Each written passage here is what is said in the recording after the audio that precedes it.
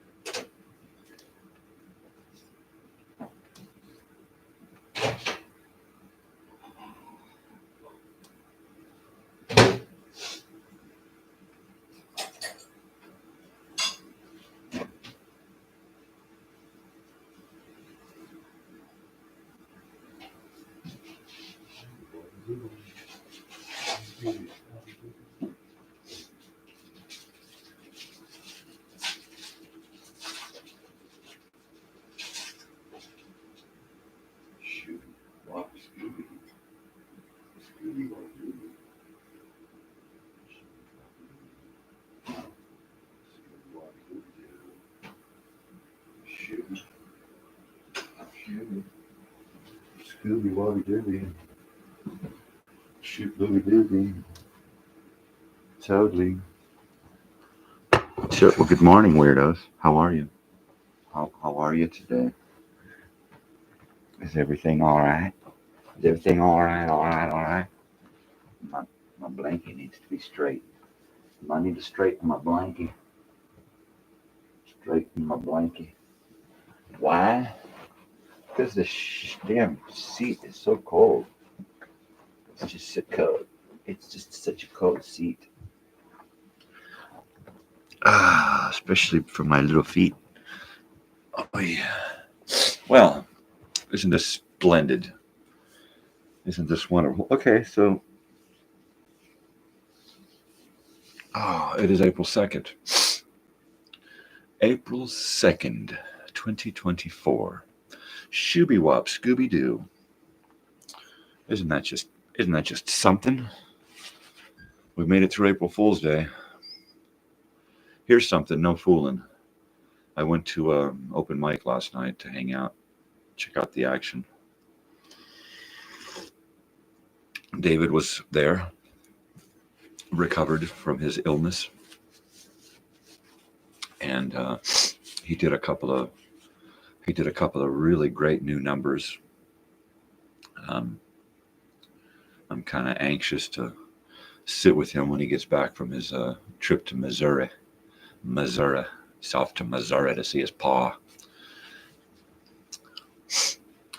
I can see his pa in Missouri.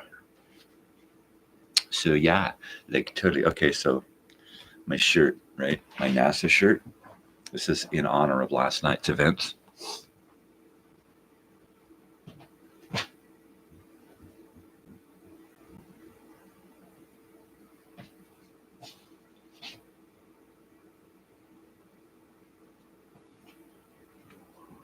Pretty cool shirt, huh? Got this the other day. And of course, last night at the open mic night, there was another SpaceX rocket launch. And it was friggin' spectacular. I mean, we're sitting there like sunset, just like the last time. And this time was a little bit earlier because the sun was staying up a little bit longer. So it was a little bit brighter this time. And it was friggin' awesome. I got some video, eh? I got some there video of that there, eh?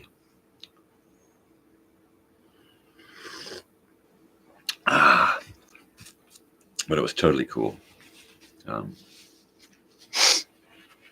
that thing and be shooting and shooting and shooting, and then all of a sudden it would just, and then you could see this faint stream, and then it would light up again, and then it just kept doing that, just kept releasing boosters and hitting more boosters, and it was just boosted.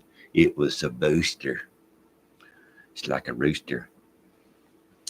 So let's see. I put together a couple of shows yesterday. I just need to switch a couple of things around and save out, and then I'm ready for tomorrow's show. I've got a few houses to clean today, so today's not going to be too much fun.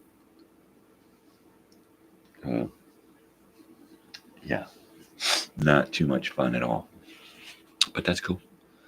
That's cool. There's just a couple of houses here in town, so it's not like we got to go far. We do the houses almost every day, so it's not like they're extremely filthy. I have routines, so things go pretty quick.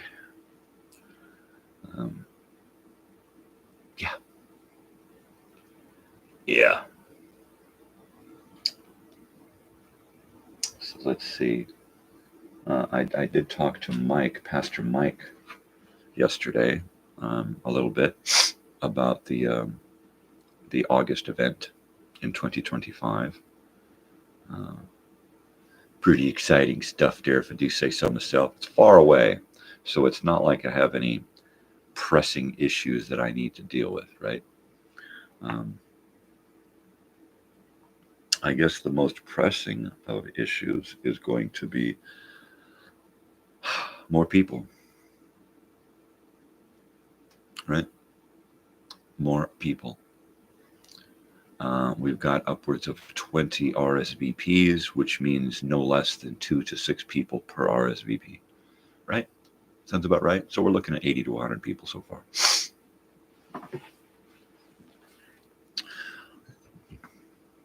And I'm hoping that people do realize that it is a family thing. What I do here on my morning show will not be taking place there, out in the open, anyway. I'm sure I'll have pain to kill, but I'll just find a spot to do it where I'm not bugging anyone. I was thinking about setting up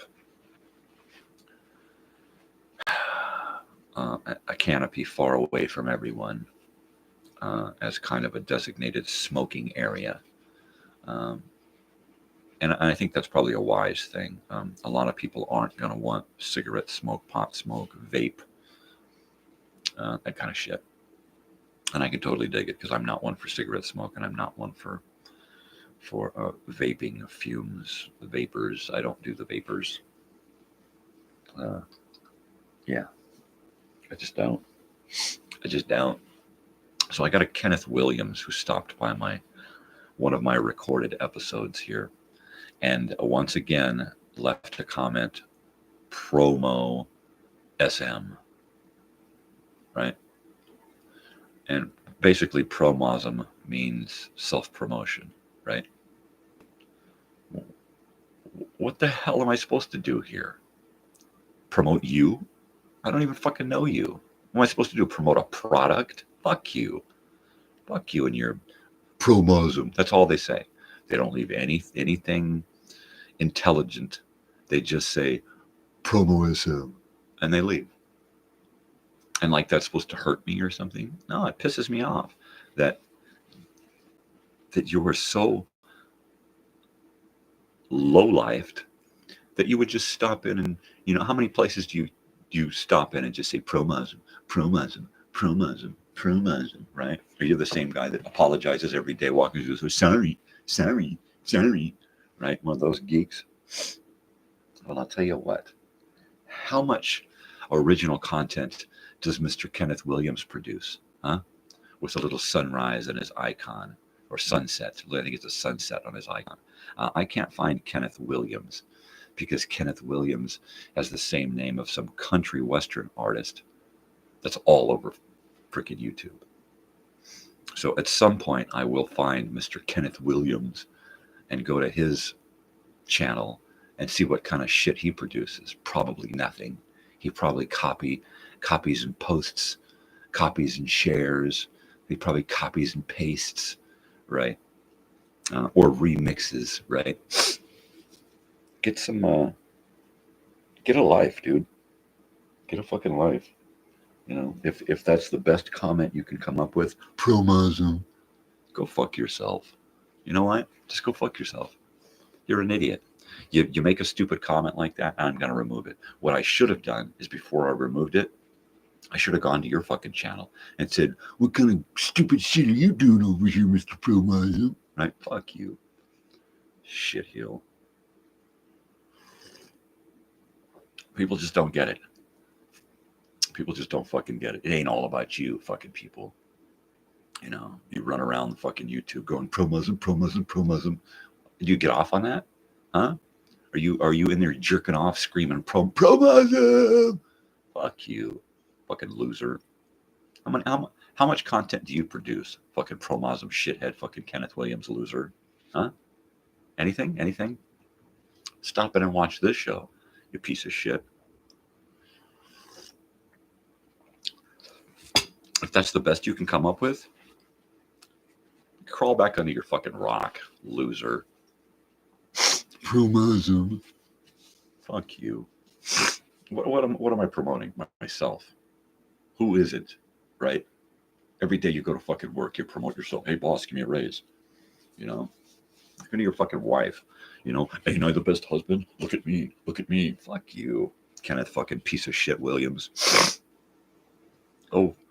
Go fuck yourself with your fucking Promism. Take a big old fat Promism and stick it up your ass. Piece of garbage. Yeah. Idiots like this, you know. Fucking idiots. What? Well, you know, the world's full of them. I'm assuming that over 95% of the planet are fucking morons. Right? They can't think for themselves.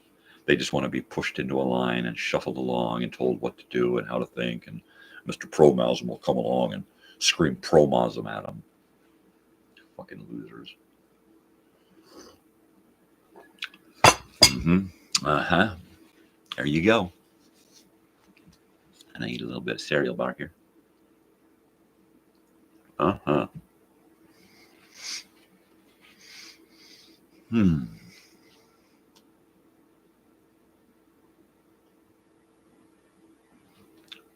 Yeah, so I shot some video last night of Troy and Pauline. Pretty good stuff.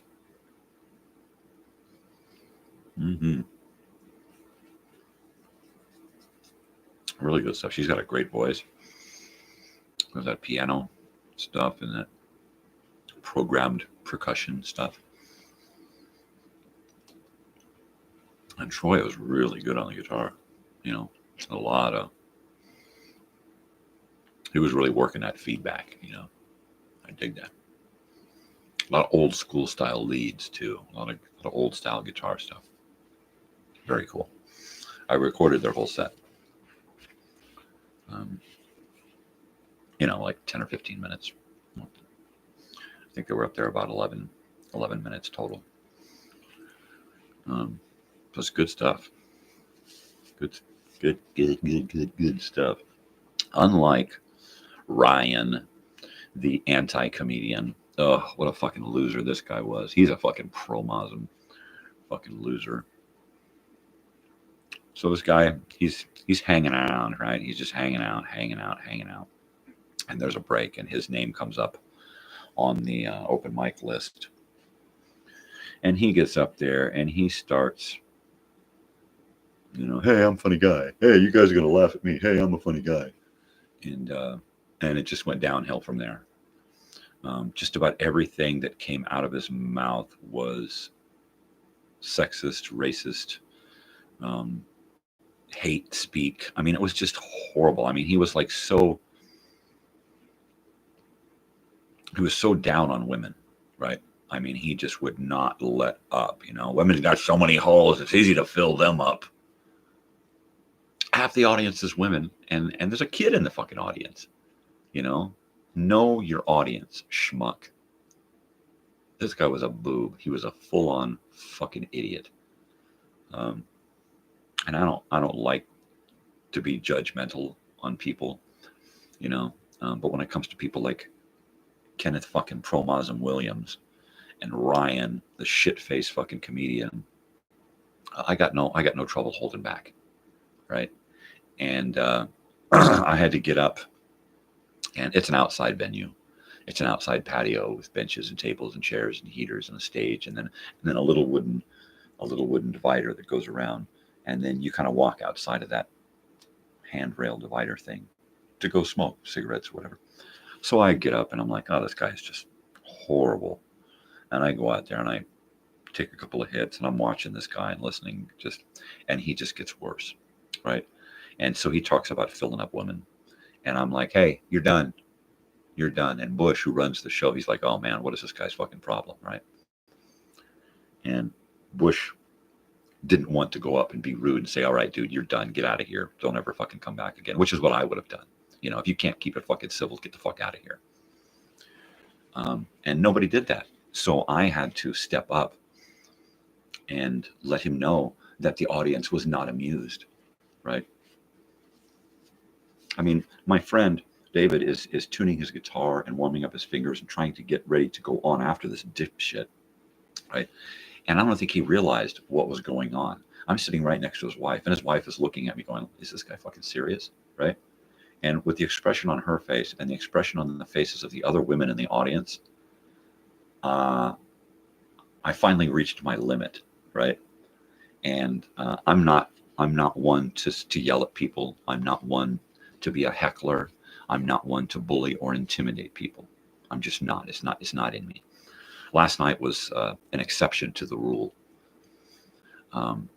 He started going on about women, and then he said something about serial killers. Well, I don't want to talk about serial killers. And somebody said something, and he said something, and then it got quiet for just enough time for me to say, don't fucking talk about serial killers, in a very, very serious voice. And then he looked out at me and he laughed and he smiled and he said, no, really. And I just looked at him and I just stared at him with the deadest of stares, like I am going to eat your fucking face right off of you. And he looked at me and he goes, no, really? No, seriously. No, seriously, you want me to talk about serial killers? And I just looked at him. I just fucking glared at him. I just burned right through his fucking soul. And he said, okay, so moving right along. And he said, well, I just wanted to mention one thing about serial killer. Give me a name of a serial killer. And he looked at me. And I said, I can't think of anyone but myself. And he turned white as a sheet again and said, okay, and went to somebody else. And by this time, he realized that we just were done with this fucking bullshit, right? You need to hit the fucking road, Jack. And we finally, booed him off fucking stage, and I think somebody went. And that was about it. And we were done with fucking Ryan.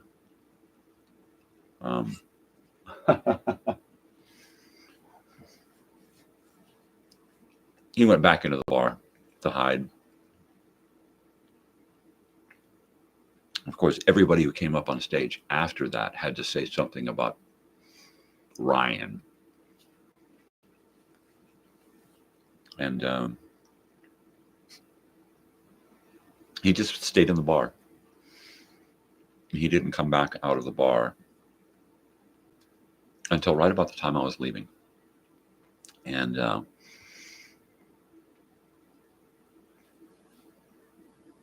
I'm with David and Kristen. I give them hugs. See you guys later. Have a good trip. I walk around outside the banister, the divider, and there's Mr. Ryan, Mr. Lousy fucking shithead comedian, standing there looking at me, just fucking trying to stare me down, right?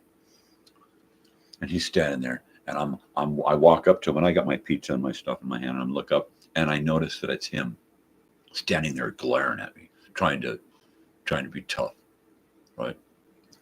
And I look up, I catch eyes with him, and I just laugh right into his fucking face and slap him on the shoulder and walk away fucking laughing. And he just stood there. He didn't know what the fuck to do. He just stood there like, what the fuck was that? I don't, when I was this big, I was intimidated by little fuckheads like you. You don't fucking scare me in the slightest, okay? I will eat your face right off of your fucking skull and not fucking give two shits about it. And I'll march myself to prison. I don't give a fuck, When you get to the point to where the end is so fucking close, it's smiling at you. I'll give it up to take one motherfucker down. I'll give it all fucking away. Because you can't intimidate me anymore. No. I wish that son of a bitch had tried to fucking intimidate me.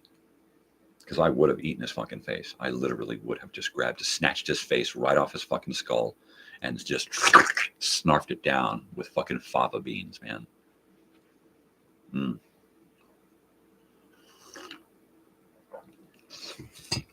Fucking people like that, they don't deserve anything, right? This guy was so, you could tell that his family and his friends were like, well, you're the funniest guy in the world. You're just hilarious. Right. And he believes it. And he talks about being single and not being married and not being able to get a girlfriend. And it's understandable. You talk about women like they're just pieces of trash. Fuck you. Fuck you. Fuck you. Fuck you. Ryan, fucking piece of shit, fucking comedian. Yeah, I'm going to go to these open mics in hopes that I fucking see you there again. Because this dude's going to heckle the fuck out of you every fucking time I see you. Wherever you go, and I'm there, you're going to get heckled. Piece of shit. Mr. Ryan is so lucky that my wife and daughter were not in the audience last night. Now, I don't know about David, but if my 19-year-old daughter had been in the audience to have to listen to this asshole, we came there for music, we came there for fun, we came there for enjoyment. We didn't come there for some asshole to get up there and totally run down women. I mean, that's all he did. All he did was get up there and run down women. No, thank you. If he'd have done that and my wife was there, my daughter, I'd have just loudly talked through the whole fucking thing. That's it. I would have just been at my table. Yeah, I remember back when I was 15 years old and some fucking asshole. I would have just fucking gone off on his fucking shit. And I'm not that kind of guy. I'm not. But it takes that kind of guy to turn me into this kind of guy. And I hate that. I really fucking hate that. I hate it when these assholes do their asshole job so fucking well they get under my skin. No.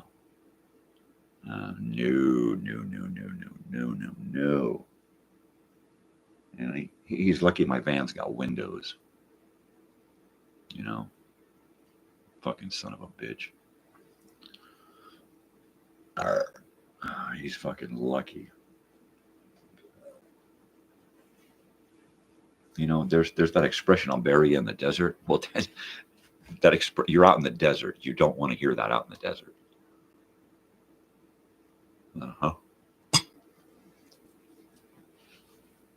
Because he could have been buried 20 feet from where we were at and nobody had ever fucking found his ass. Piece of shit.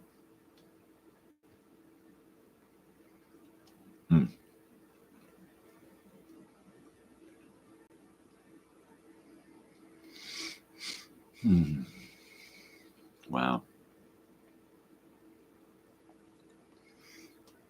Those shithills can really get me riled up, man. And it was such a bummer, too, because he was right. He got up there and he says, all right, everybody's having a good old time and music and fun. I'm just going to fuck all that up. And he did. He fucked it all up. I'm just going to fuck all this up. A drunk piece of shit fucking garbage. I mean, he wasn't even slightly entertaining. He did not have his shtick together. He was just unfunny, unentertaining. So much so that I hope I see him again. You know, fucking try to intimidate me again, you son of a bitch. Fucking come off with your fucking high and mighty. I'm a man and you're a woman and I'm better and you're a piece of shit and I'm gonna use you. Oh God, what a piece of garbage that guy was. Asshole, fucking comedian, piece of shit. Nothing funny about that. He was like an anti-comedian.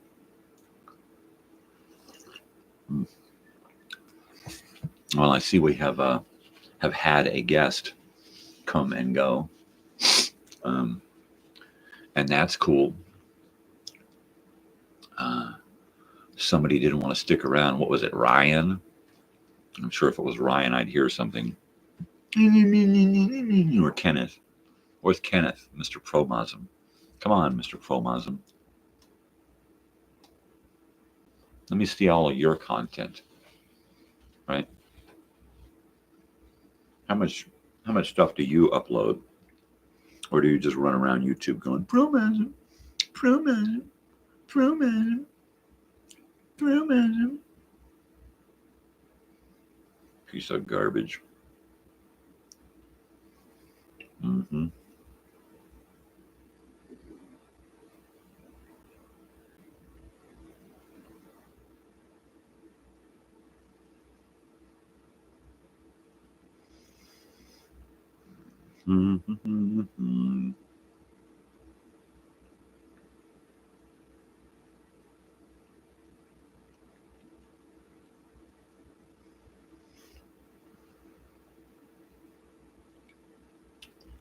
Well, there's a lot of Kenneth Williams on Facebook. And what do you know? Most of them look like assholes. Literally. I mean, you know, you can look into somebody's face and go, oh my God, that guy's an asshole. Like you look at me and go, oh my God, that guy's an asshole. Yeah. Most of these guys look like assholes. Like I could pick out the right Kenneth Williams if I had to save my life. Anybody? Is that you, Kenneth Williams? Huh? Hey, somebody give me a thumbs up. Yeah. Gargle, gargle. So, you know what? Fuck it. You know, I mean, if that's the way it is, then that's the fucking way it is, you know? Mr. Kenneth fucking Promosm. Oh. Idiots. Fucking idiots. Please. Please.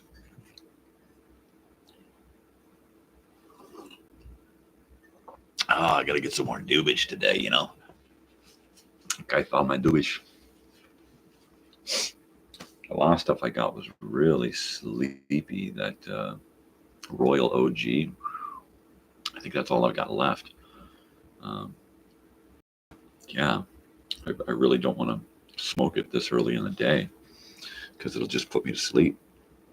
And I don't want to sleep no more. I'm sick of sleeping. I'm an insomniac with narcolepsy and it's pissing me off.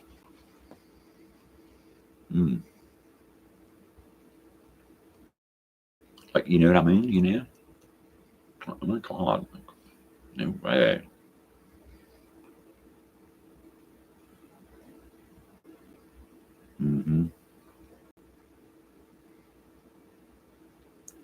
So,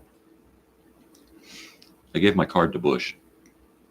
Bush is the gentleman who runs the open mic night for the last 3-4 weeks. The last 3 or 4 Monday nights. And he's a really cool, laid-back dude. He's known in our town as the sign holder. And I'm not talking a sign spinner. I'm talking one of those guys who writes stuff on a cardboard sign and stands on the corner and says, hey, I'm pissed off at the world.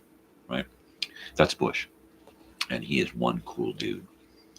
I remember my wife and I driving by one time and she goes, look. And his sign said, somebody stole my sign. Some kid stole my sign. You know, but he'll hold up stuff and say, like, you know, if you think you're Christian, you're not. You don't know what Christianity is. You know, I mean, he just totally goes out there and just totally fucking pokes a finger into the side of humanity, you know, constantly. What about this? Well, you see or this, but what about this? You and it's just great. So I want to get him over here to hang out and probably do a live thing. But he seems like he's more my kind of guy than just about anybody else out at open mic. So yeah, it'll be fun to get him over here and hang out, and probably on a regular basis. And in fact, I'm thinking that I might do something with him and his signs, and create some kind of little short bush documentary, and maybe just every time he gets the wild hair to hold up a sign, I'll go shoot some video and some photographs, and then get enough signage so that I can then put together that with some interview and some other kind of footage, but try to make something, give people an idea of what he's trying to accomplish with his signs, and maybe there's nothing. Maybe he's not trying to accomplish it. Maybe he's just out there playing around. Maybe he's trying to make a difference. I don't know. We're gonna find out though, because he's really cool.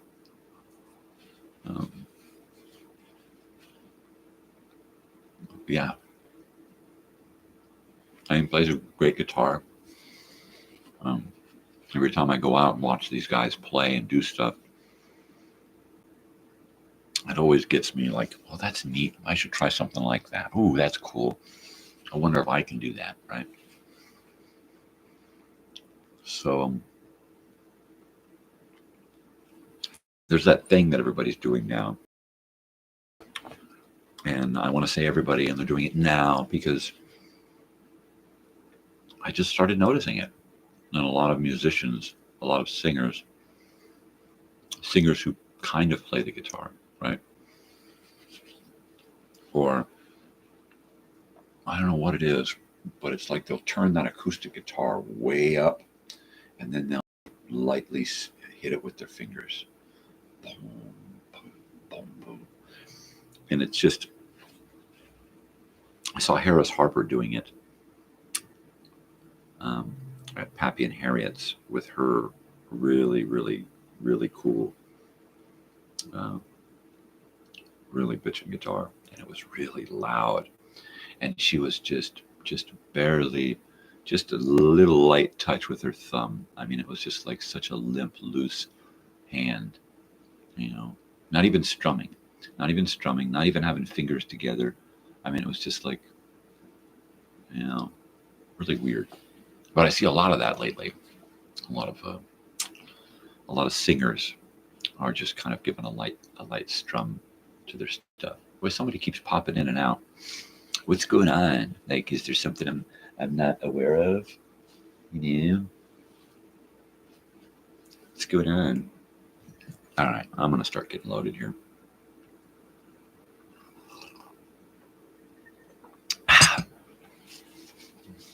Yeah. Promosm. Oh God, those people they piss me off to no end, right?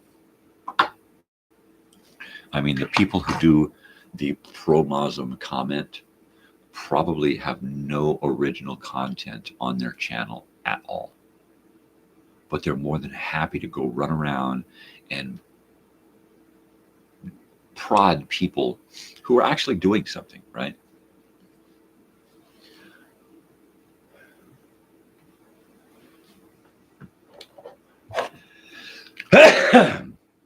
Whoa. All right, well, that's what I got. So no more blue for you. So we're gonna take some more of this here Royal OG, which is a royal sleep pill. Dude. Well, I thought that I would see my sister this week, but she hasn't seemed to pop in yet. Maybe tomorrow. I hope that my sister checks out the playlist of old time radio shows, because I put some stuff on there, especially for her. Time to warm it up. And I've picked out some more stuff for tomorrow's show, and it should be a lot of fun. We got some comedy this time.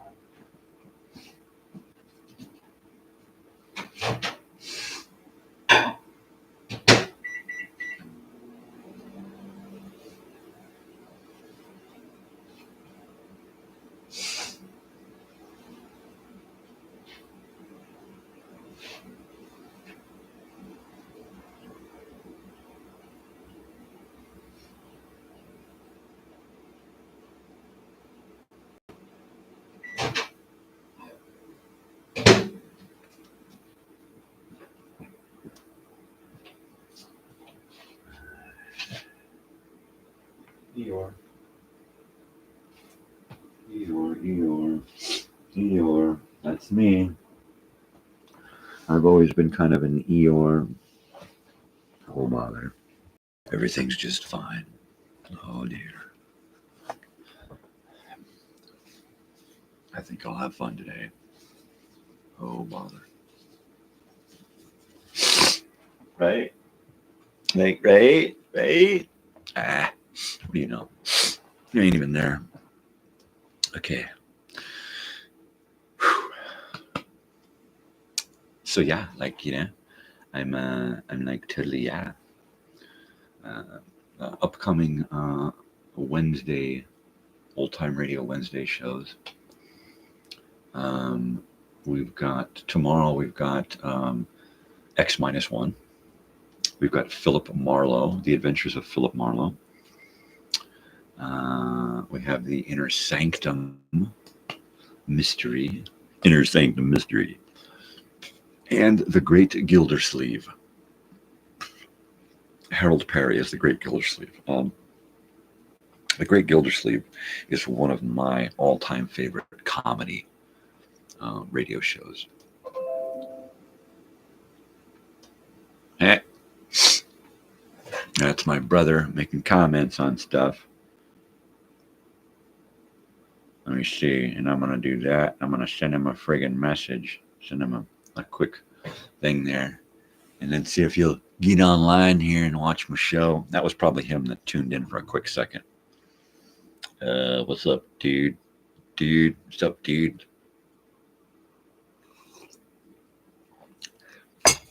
Yeah, I was just talking to Kristen last night, David's wife, about the reason why I think I can do what I do here when I do what I do. It's that I'm an introvert. Everything is internalized, right? I have this inner monologue that is constantly going. It's a never-ending inner monologue, right? It won't stop. It's unrelenting. It drives me crazy that the voice in my head will not stop, right? So I just externalized that voice, that internal monologue. I just flipped a switch, and now it's out. Now we can hear it, and that's it. That's all I did to be able to sit here on this channel, on this show for 6 hours at a whack and talk, and it's because first of all, it's an inner monologue. It's an internalized, and second of all, I've had this shit rattling around in my head for my whole life, and nobody's given a shit. Nobody's wanted to hear it. Nobody cares to hear it. Nobody wants to know what's going on inside of this crazy old weird bearded guy's head, right? Well, now, if you're watching this show, you got no choice. You're going to see exactly what's going on inside of this fucking guy's head, for good, bad, or indifferent. It is what it is. Like I said before, I'm unapologetically me. I'm unedited, unscripted. This is reality TV. This is as real as reality gets. Sometimes it's as boring as reality gets. Other times it's really, really exciting. And that's life. And that's live TV. It's good, and it's good, and then it's good. It's all good. Yeah. So the whole idea of this show, this particular show, is to be unscripted, unedited, and just let her rip. This is my log. This is the captain's log. So for those of you who tune in and you watch this and you go, what the hell is going on? This is your little explanation. At some point, I should probably create a trailer that expresses exactly what I'm saying. And we do a morning show trailer.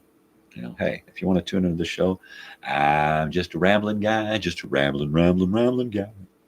That's it. That's all there's to it.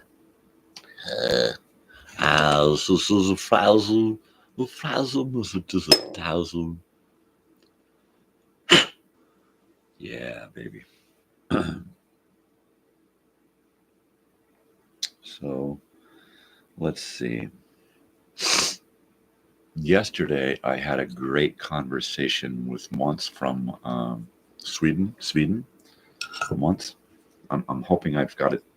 I checked the pronunciation once. I think is the correct way to pronounce it. So at some point, maybe I'll get a response. I hope that Måns comes back at some point.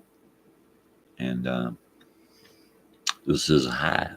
And lets me know what's going on. He said that he was going to take some of my stuff and remix it, and I wasn't quite sure what he was talking about. I'm now assuming that he was meaning my sound stuff, some of my my music. So we'll see. We shall see. I really do hope that at some point, Måns is able to share it with me. ISIL was the other name, was a mispronunciation of their handle, which was like ISOL or ISOI, ICE. And so I just looked at it and saw a bunch of L's and went ISIL. So we agreed that ISIL was cool. ISIL, what's up, ISIL? Måns, ISIL Måns. That sounds cool. ISIL Måns. Totally. But anyways, we had a great hour-long conversation about whatever, and it was cool. I really enjoy the whole surprise visits from people who I don't know, from places, you know, that is really cool. It makes this pro-Muslim's heart just all fluttery. Fucking pro-Muslim. So what? Who doesn't promote themselves, right? I don't understand where people get off just thinking that them talking their shit is productive. It's not. It's so anti-productive, you know? I mean, what kind of person is that who just runs around on YouTube going, pro-Muslim, pro-Muslim, pro-Muslim, you know? If you don't like it, too fucking bad. Move along. There's a million other fucking channels to watch. You don't have to watch mine. And assume by watching it for 20 seconds that it's a fucking pro-Muslim. You don't even give me the opportunity. You know, I know how long you watch. It's in my data. It's in my analytics here. I know exactly how long you're on. You're on just long enough to write your little fucking message. That's it. You probably like a dirtbag butterfly, and you flutter around and you write your little pro-Muslim, and then you flutter around and you write your little pro-Muslim, and you flutter around and you write your little pro-Muslim. Fuck you, Kenneth Williams, piece of shit. And you know who you are. If you ever stop by again, I'll eat your face. That's it. I'll eat your face. I'm getting hungry. I need breakfast. I need some breakfast face. I'm going to eat it. I'm going to scarf it up. Just snarf up your face.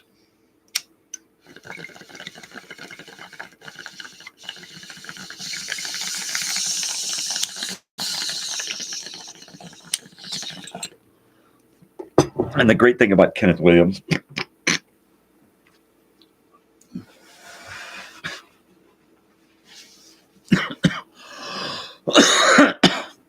Mr. Pro-Muslim,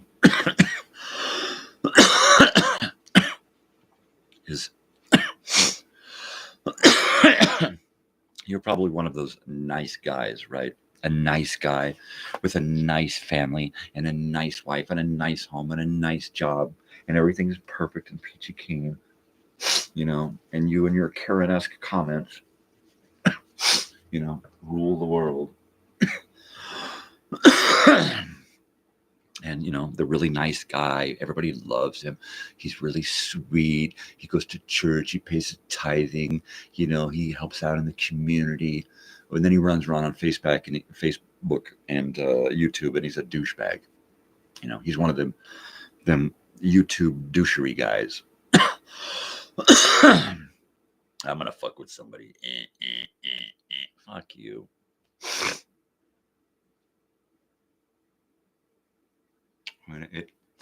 You typing promosm in my comments says nothing about me, and it says just volumes about you.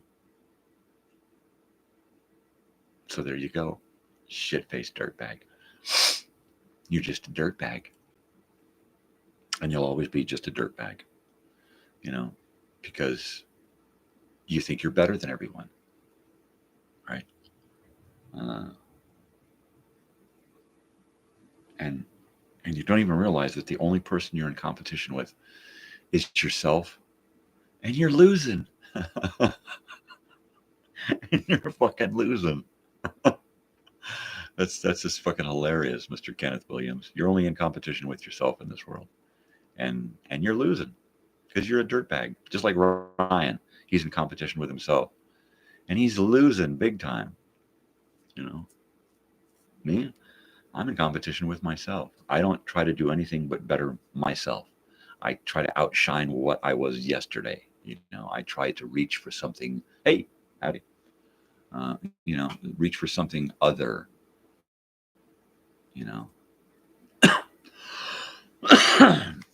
But good morning.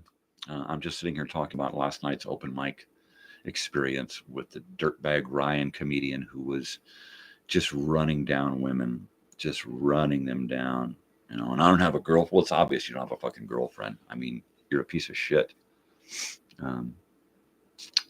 If my daughter and wife had been there last night, oh, Mr. Ryan would have been. He'd have been feeling the brunt. The brunt.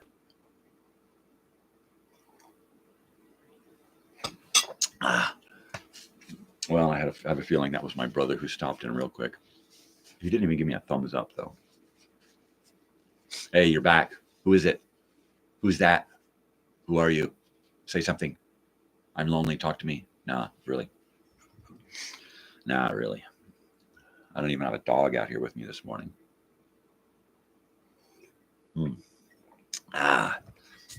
What was weird is I did happen to get to sleep early last night. Usually I'm in here at the computer like 10, 11, 12, 1. And then I run into the room and lay down for a couple of hours before the alarm goes off at 4:20, right? And last night I was actually in bed at 10, and I don't even remember 11. I mean, I must have been asleep by 10:30. It was so freaking weird. But then 4:00 came along, and I'm like waking up, looking at the clock, going, "Is it time yet?" The alarm went off at 4:20, and I almost got up and got out of bed, and I was like, "Wait a second, I snoozed for 10 minutes. Oh, that's right, I got 10 more minutes." And so I hit the snooze and laid back down, and then just kind of bounced, boing, boing, boing, boing, boing, boing, boing, boing, boing. Yeah, when I get more than 4 or 5 hours sleep, it starts to make me cuckoo. I feel like I'm losing time, I'm losing it, man. I'm fucking losing it. Hey, Marge, he's getting weird again. Leave him alone, Harry.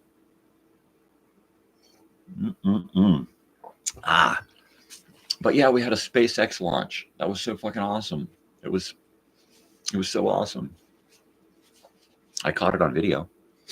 I totally caught it on video. You want me to see if I can share the video with you? Like, oh my gosh. Like, oh my god. That was you, Robert, huh?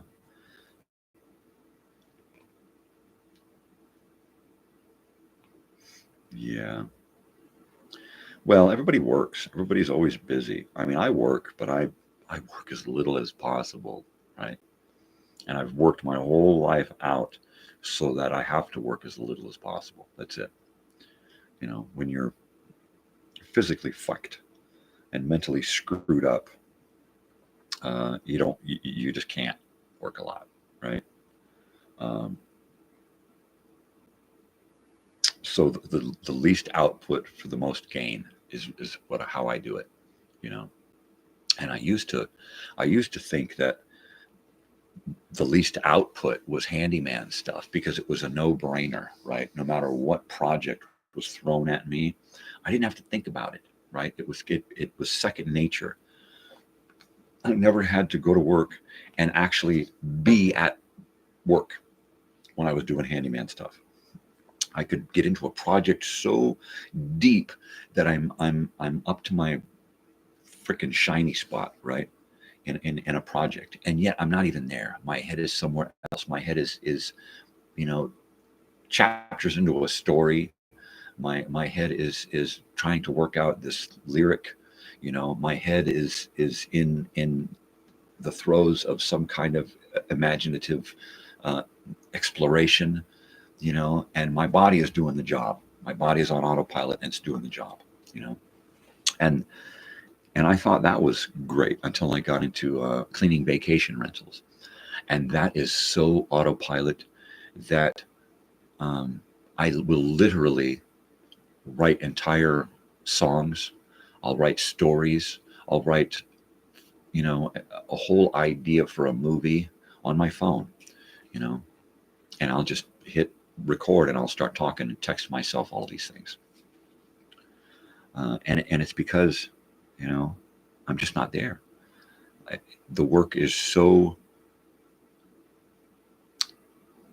routine, right? That all I have to do is get in, start at the starting point, and turn on autopilot, and then just walk through the house doing my cleaning. And when I get to the other end of the house, I'm done. I'll lock it up and leave. And that's it. It's that second nature, whether I'm with my wife or I'm alone. It's that easy. I never walk in and go, oh my God, oh my God, oh my God, oh my God, right? Because that doesn't do any good. All right. What I will usually do is walk in really quick, take a cursory examination of the place, see if there's anything that needs special attention. And it's not a big deal, even if it does. you know okay, there's going to be dishes to wash. Okay, there's going to be grease to scrub. you know so expect that. And then I just go back to the beginning and I start at the beginning. I like to do everything so that I'm just following one path through the house. I do not have to go back. I do not have to repeat. I do not have to think, well, did I hit that already? No, because I know I did. Because if I'm over here, then everything before me is done, right? There's no reason I should be over here if none of this stuff is complete. And that's how I do it. Routine, like an assembly line.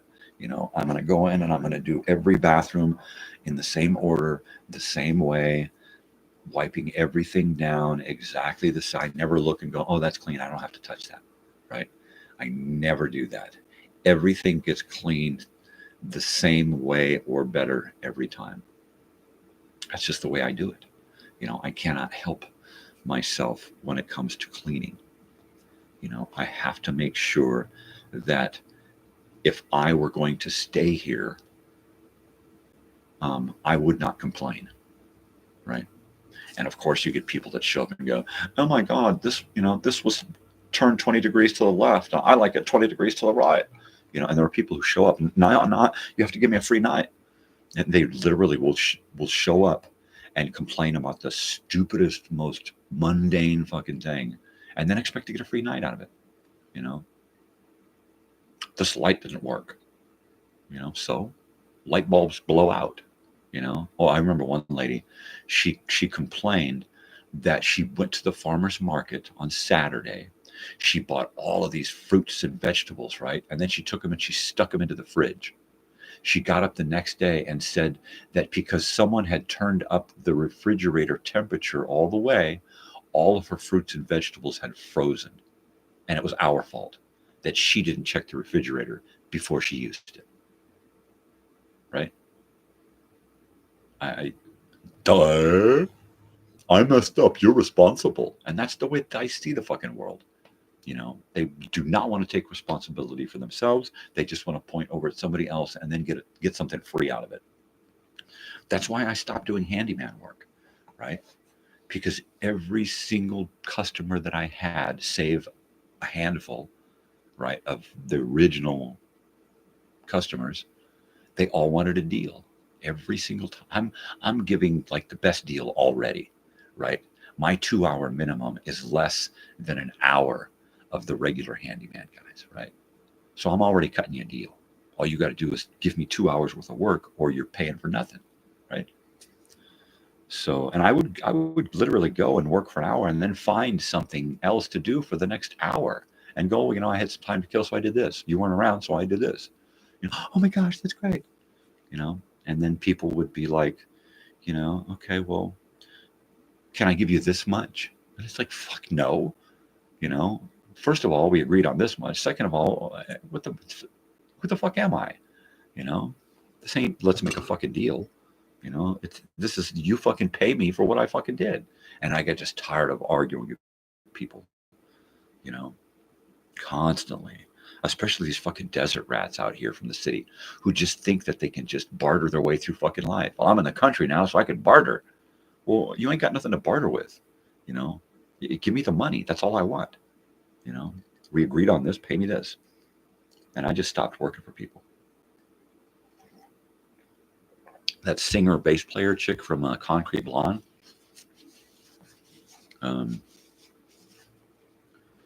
Janetta Napolitano, right? What a nag. I mean, just a fucking user nag, you know, and a horrible person to boot. I mean, she takes care of rescue horses, you know, and rescue animals. But she told me the most horrible story about how she had this like sheep or goat or something, and it got injured. And for 3 days, she had to listen to it out there dying, right? It's like, are you kidding me? This is how you rescue animals? You let animals suffer in agony while they die? You can't just deal with it, take it to a vet, get somebody to come over, put it out of its fucking misery? No. You're just going to have this great story about how this animal squealed its fucking life away for days. After she told me that story, I couldn't go to her house anymore, right? She used to leave town and have me go over to her house and feed her horses, right? And I wasn't allowed to let her dogs out. She'd leave her dogs locked in the house for 3 or 4 days, you know, shit everywhere. You know, I wasn't allowed to let the dogs out, which I would have happily have done. I was, you know, only allowed to go over there and feed a horse. And I was basically going over there doing handyman work, you know, installing air conditioner, putting up a fence, did handyman work, you know. And I got tired of her.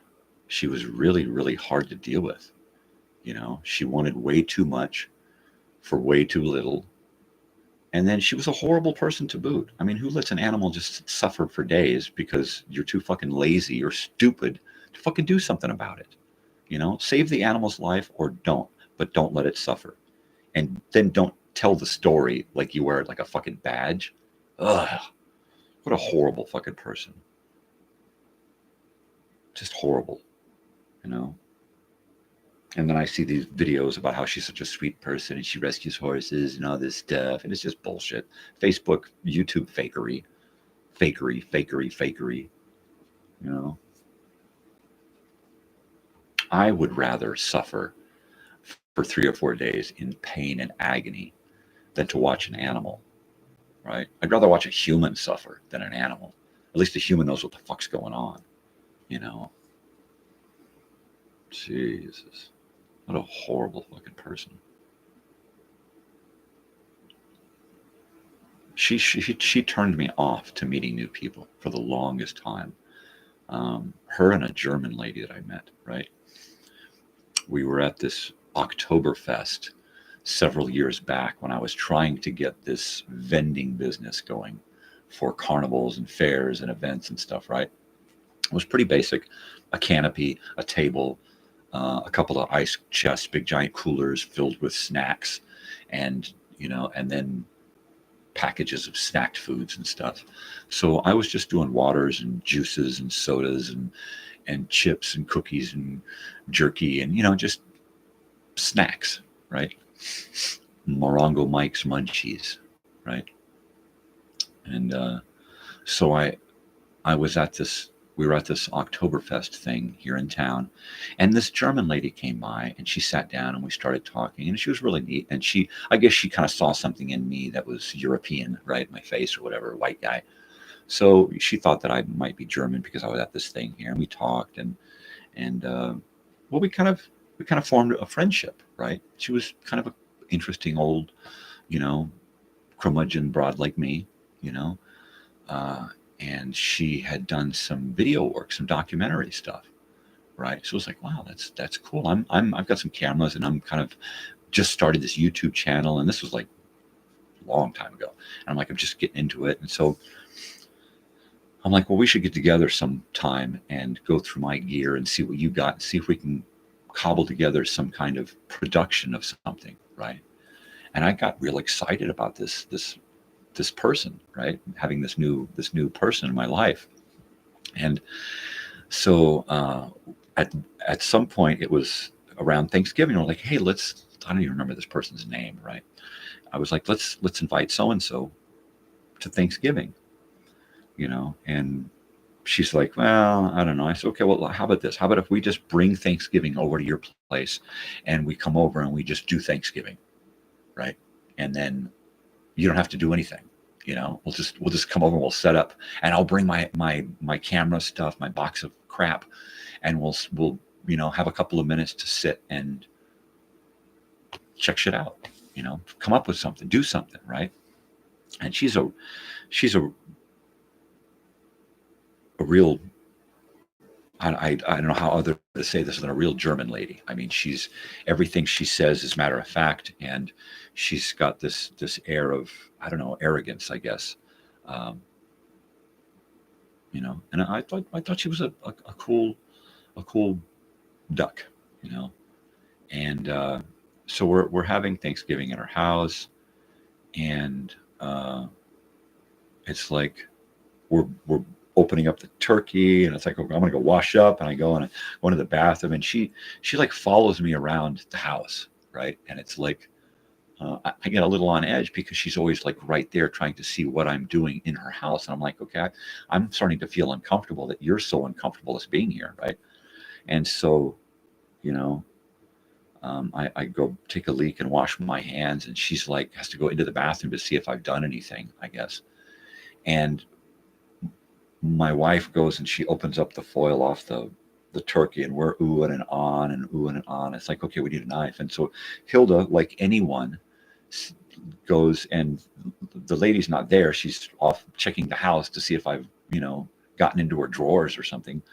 And so my wife opens up a kitchen drawer, and it's like she opens up a couple of drawers to look for a knife, finds a knife. And the lady comes out, and she's like, why were you looking through my drawers? She's like, just to get this knife. And she's like, okay. And so we start to feel a little weird, like we're under the microscope, right? Like she believes that we're out to hurt her. And I'm like, okay, this is starting to get really weird. And she'll only take a piece of the meat, the turkey meat, right? And she has to put it into a frying pan, and she has to cook it. She has to overcook it before she'll eat it. It's like our turkey has like been cooking for like 6 hours. It's tender, it's juicy, that's just fallen off the bone, perfect. Yet she has to take a slab of this and throw it down in the skillet and brown it on both sides and just destroy the whole texture and the taste, right? And I'm like, okay. And then she won't eat anything else. She gets stuff out of her fridge, and she eats some other weird things with her turkey piece, right? And we're like, well, try some of this. And she's like, and it's like, okay. And she's starting to get this attitude, right? And so after dinner, I try to sit down with her and talk, and she's real uneasy, and she keeps looking around the house.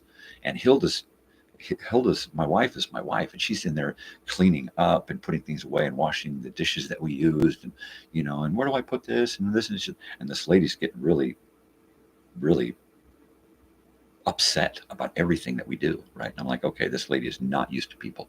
She does not have people in her home. She does not like this. So it's like, okay, so we're like there for like an hour, and we very politely gather up our stuff, and it's like, okay, well, here, let's Hilda made her a big plate of stuff, and even though we knew that she was just going to chuck it in the fucking trash, made her a plate full of stuff and covered it up and set it there, and we covered all the rest of the food up, and we packed everything up and we left. The next day, I got a phone call from this lady, her screaming at me how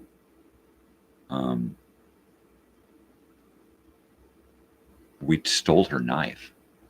And apparently, after Hilda had cut off some of the food to leave for this lady, she left the knife sitting in the turkey. And we're like, what? And so, of course, we go into the refrigerator, open up the package of turkey, and there is that knife sitting there. And it's like, oh, darn it. Well, she calls me 3 times, just screaming and yelling. And she says, I want my knife back, and I don't think we can be friends. And I'm like, well, what's the deal? You go through my house. I was like, what do you mean going through? I heard her going through my drawers. You have to look for the knife. Well, you didn't have to do that. And you were looking at things in my house. Well, yeah, you go to somebody's house and you look at stuff. You're like, oh, wow, that's neat. Oh, look at that neat, what the fuck? And this lady was just fucking getting really, really, really crazy. And I'm like, okay, so what's the deal? I mean, you're just gonna call kibosh on the friendship now because of a knife? I'll bring you the knife and drop it off. That's not a big deal. I mean, it's just a knife. I mean, we didn't come over there to your house to go through your drawers and steal your knife, lady. We came over there to try and show some kind of sense of community, right? Which was basically it. I was trying to create a relationship with this person, and I was hurt. And I was like, no, come on, there's something else going on. You got to tell me. She said, okay, fine, I'll tell you. I don't see how you guys can live making the money that you make. And I'm like, what? And she says, yeah, your wife doesn't do anything except for take care of somebody. I said, yeah, in exchange for our rent and utilities. And she said, and you don't do anything except for handyman work and this little business that you got. And she started examining my life and telling me that I wasn't honest, that I must have some other way of making a living in my life. There's no way that I can go to school and run a little vending business and take care of my life and do all of these other things. And I was like, well, first of all, what fucking business is it of yours how I make my income? And second of all, how dare you? How dare you try to, preach to me about how I should live my life? And how dare you judge me? And yeah, lady, you're right. We should not be friends, because I do not want to be friends with people like you. And I took that knife and I cleaned it and polished it up as nice as I could. And I wrapped it up in bubble wrap. I made a nice little cardboard box, looked like a Toblerone, right? So I made this cool little cardboard box, sealed up at both ends, wrapped it in duct tape, drove to her house, and from outside of her fence, I threw it out of her front door, and it hit the front door and bounced and landed on her welcome mat, her unwelcome mat. And I said, fuck you, even though she wasn't there. And I drove off, and that was the last time I saw her. I think I saw her. My wife, I think, saw her once. But, how dare she, how dare she judge me because, the way she sees it, I shouldn't be able to get along, in my life without X amount of dollars. It's like, fuck you, lady. Just because you can't, don't mean I can't, Somebody popped in and popped out again. So yeah, those two ladies right there and a couple of guys just totally just killed my whole drive to meet new people. And I did. I gave up on new people. I just stopped, oh, hi, you're a new person. Now go away, and it hasn't, it's been this last couple of years, with David, with my daughter, that have helped me kind of come out of my shell and want to meet new people and want to take that risk that they're not going to suck, and last night was no exception. Boy, that guy sucked. But that's the risk you run going to open mic. Sometimes you get this asshole comedian who just wants to run down women, and you got to put him in his place. I'm going to warm up my coffee. Don't go away. And type a message.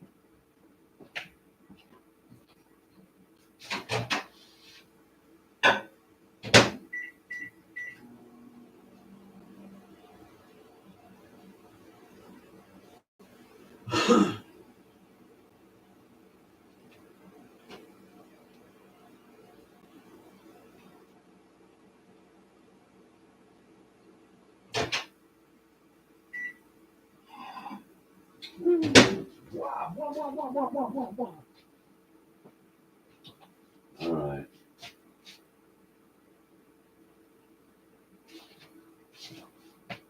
There you go.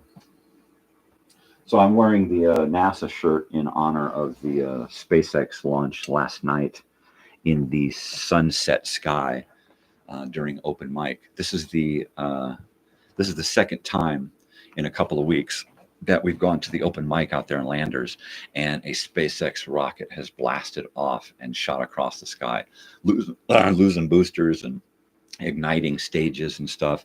And I got some video. It was freaking awesome. It was expected this time. Somebody goes, "Hey, it's going to be another launch tonight." So every once in a while, somebody would look up into the night sky, and then boom, I'm like, "Hey, there it is!" And it just started as this little white glowing streak, and then it got big and big and big, and then poof, and then it went on, and then it's gonna pop, and it did again, and it just took off, and it did like 3 or 4 times. Shit dropping, sparkly things flying. I've never seen so much debris coming off of a rocket launch before. I've seen a lot of recordings of rocket launches, but this shit was, little glowing pieces would come off and they'd be spinning around. And this is like, it didn't seem to me like it was part of the stages or boosters or shit falling. It seemed like there were big chunks of solid rocket fuel out alongside the rocket, just kind of bouncing and spinning, and sometimes they would stay along with the rocket, just kind of firing, But I wish we could have sent that Ryan dude up on a fucking rocket and got him out of there last night. That guy was such a douche. Well, it looks like we got 4 people watching. Get out of here. I think that's a record, man. 5? Nah. All right, somebody's got to chime in. I got to know where you guys are coming from. This has got to be a record, man. It makes me so happy. Nah, really, man.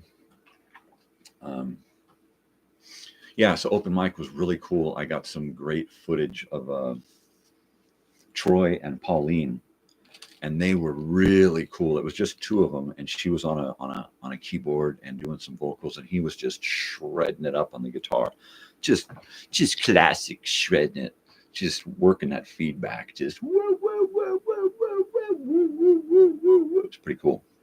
It was pretty cool. All right, I know this is probably going to freak some people out, but I've got to deal with some. Sorry about the noise. I got to deal with some pain management. Oh Lord, yeah, look, it's freaked somebody out already. We're down to 3 viewers. All right, somebody chime in and tell me where you're at. And I keep expecting Robert or Brandy, my brother and sister, to stop by. I just get these vibes, and I'm kind of hoping Bush is out there somewhere and is going to stop in at some point and say, what's up, bro? I gave him my card last night, and Inviced, dude, what's up, Inviced? How's it going, man? That is so cool. How's things? Hey, Crim 2? No way, man. How's things going over there in Burnai and Ireland, guys? Oh, Crim, I watched a bunch of your music stuff. I was just fiddling around. I had some time to finally sit and do something on YouTube other than this crap. And I went through and I watched all of your music videos. Very, very cool stuff, man.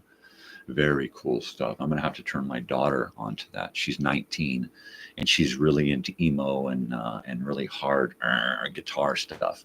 You know, she listens to a lot of Paramore and Fall Out Boy and that kind of stuff. But yeah, totally cool, guys. What's up? I was talking to somebody from Sweden yesterday, and once from Sweden, and he said that he was going to take some of my stuff and remix it. I don't know what that means. I'm assuming he's talking some of my music because I've got like maybe 3 or 4 songs that I recorded on YouTube on my channel. So I'm thinking maybe take some of that stuff and remix it with other music, or I don't know. I'm old. I don't know what that shit means. Oh, no worries. I don't expect anybody to watch this, really, honestly. I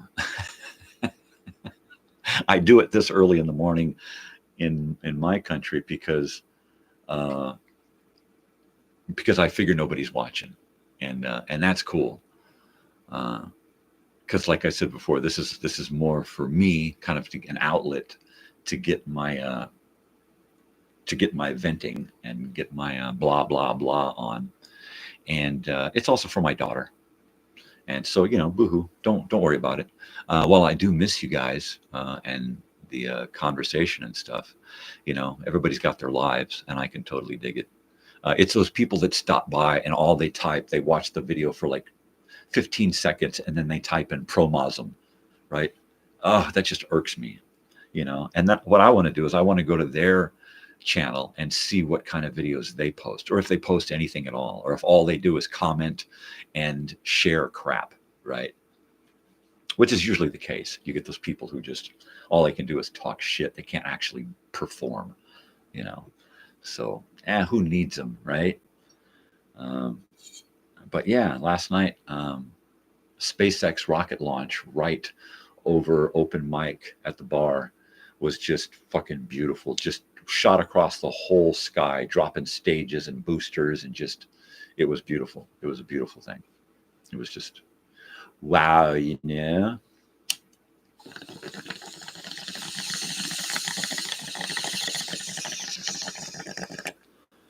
you go. Don't want to offend anyone, but I had to kill a little pain there. And now I'm back. Yeah. I don't know who is only. I only got one person here, but I got 2 comments.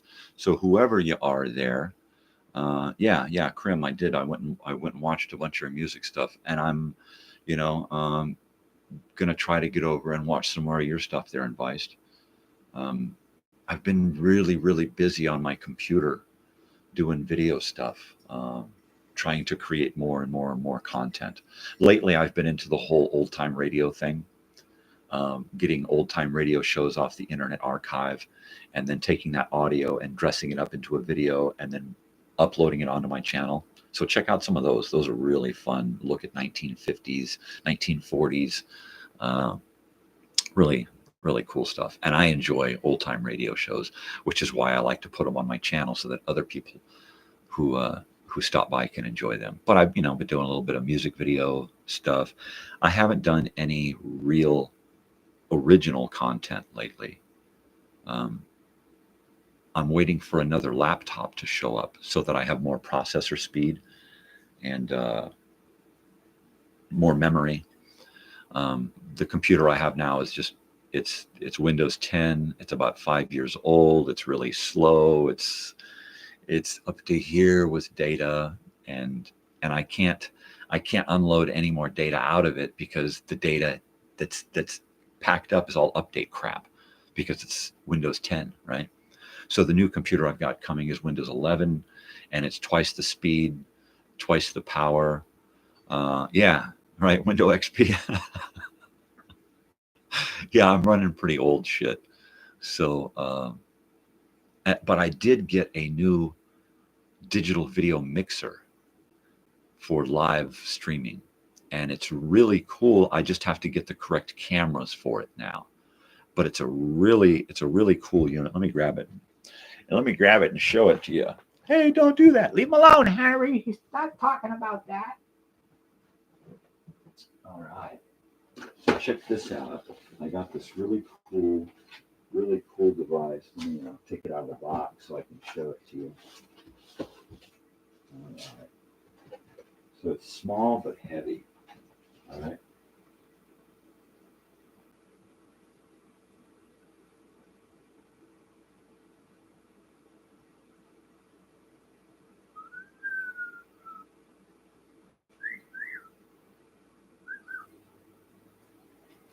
Yeah, it's a really heavy-duty piece of hardware.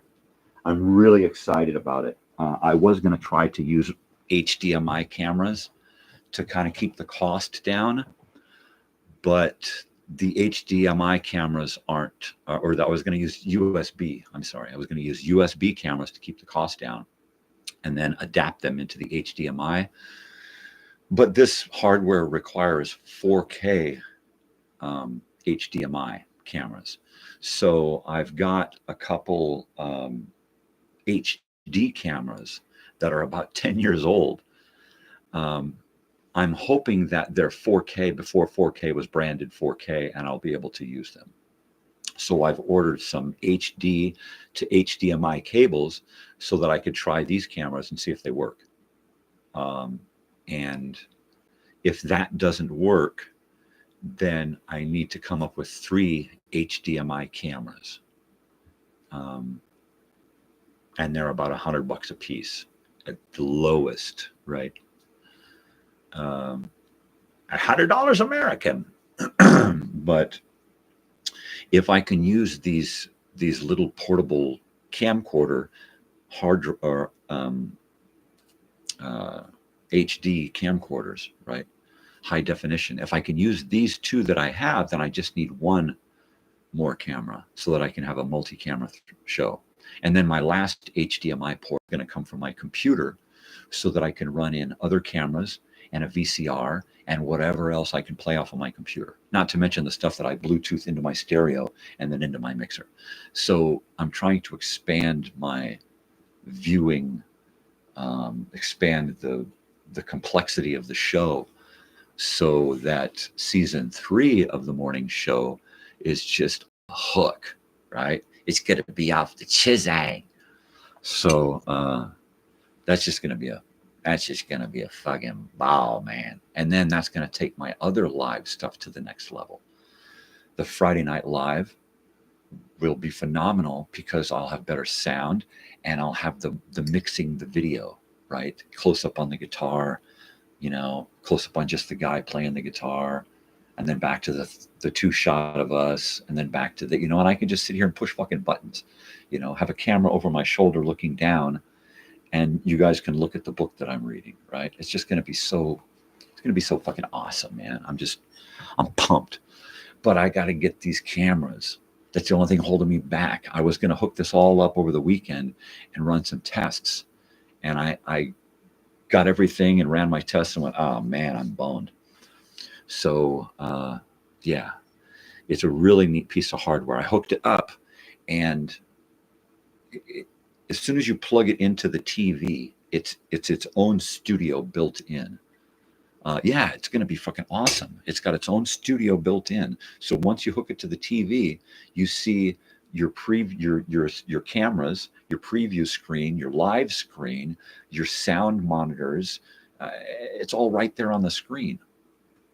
I can use this one device to go live without my computer, right? I Ethernet cable to it, and I'm live from this one device. So that frees up my computer to do other stuff. It's going to be really bitching. I get so excited about it. I have to calm down. Yeah. So now I'm waiting again. I'm in the wings waiting for some cables to show up. My computer showed up last Tuesday. The UPS driver said, this guy moved and he dropped it off at the post office. The post office didn't get the 2 addresses that it was supposed to have, and they sent it back. And so my computer was here and now it's gone. And now I have to wait another week for them to send out another computer. Yeah. Yeah. So I'm waiting again. But I still got a couple of more weeks of shows before I'm going to want to switch to season 3. I figure 32-ish episodes. Season 1 was 32 episodes. This one should be 32, 34, depending on where it fits with the week, the 4 episodes. I don't want to, I may take a day off or add an extra day somewhere to make it a complete season. Yeah, it is really sad. I mean, I was so excited about it getting here, and that it was like, oh wow, it's going to be here early, So my hope is that because they say it's not going to get here until the 10th, right? That because the first one got here early, that this one should be here in the next couple of days, right? Fingers crossed. And it's nothing fancy, I couldn't buy one of those big studio computers or a big gaming computer, which would probably do the job. All I could afford was to go to QVC, that shopping network, home shopping network thing, right? QVC. So I went there and bought one of their computers, one of their laptops on installments. Give them a down payment, and then you make a couple of payments and it's yours, right? So the good thing is that they give you the computer when you make the down payment. So I'm just waiting to get the damn thing so I can get started. Dang nabbit. But it should just totally take this crazy. And then what I'm going to do is I designed a what you call it, a carrying case, something to put all of this in, right? And have it all in one place, right? Some slide out shelves for keyboard, mouse, and a laptop, so that I could slide a shelf out, open a laptop, work on it, close it, slide it back in, go down to the next laptop, bring it out, or like a rack, like a machine rack, okay? And then down below that, have my two VCRs, because I like to run cameras into VCRs and age it, right? Take the stuff and age it, dumb it down, put it on an old tape, and it gets all glitchy and fluttery and stuff. Play it a bunch of times and it gets all used up. So I like to do that too. And then I need a place to put my mixing stuff on top, and then a monitor, a small little 15-inch, 20-inch monitor, something small that can fit all in one unit, and then have the monitor on a top, inside of a top, so it closes. Have some doors that enclose everything in with some padding, so that, and handles and wheels, so that I can lift it up, take it, stick it in my van, take it to a remote location, run some cables out, plug in, and I'm going, right? It seems like, well, why don't you just set up a couple of phone cameras and do it that way? Because that's you can't go live remote multi-camera with your phone. It just, they ain't got there yet. And I'm an old school guy. So everything that I do runs through me analog first, and then I have to go in digital. Like my sound goes through an analog mixer here. This is an old 1980s analog sound mixer. It goes into the computer and then becomes digital. So that's why you get the sound that you get when I'm talking. This microphone here, this old shotgun mic here, 1980s shotgun microphone, straight out of the box. I got the box in the case, the plastic that it comes in, right? If you can see over in this corner here, I've got a 1982 Sony Trinicon 2400 camera. I like to use that to record stuff. Once I run it through my computer and then my computer into the mixer, I can then use that signal on a live broadcast. I can't go one of these old cameras into the live mixer because it won't accept that signal. But my computer will take that signal, that old screwed up PAL or NTSC signal, and turn it into a digital signal that we can then and use. Oh, how much was them? The digital audio video mixer. Oh, it went away. And I just now saw that. I'll wait till you come back and then I'll talk about it. Look, I got 4 likes and I got multiple viewers this morning. This has been another great day. This is just wow. It's just wow. I might have to get some more coffee.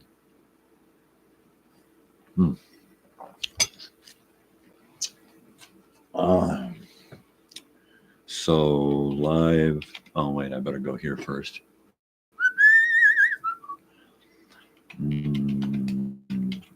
Live streaming mixer was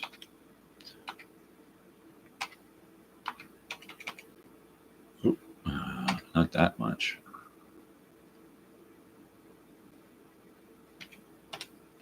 There. In case you, it's going to let you know that we were. So there you go.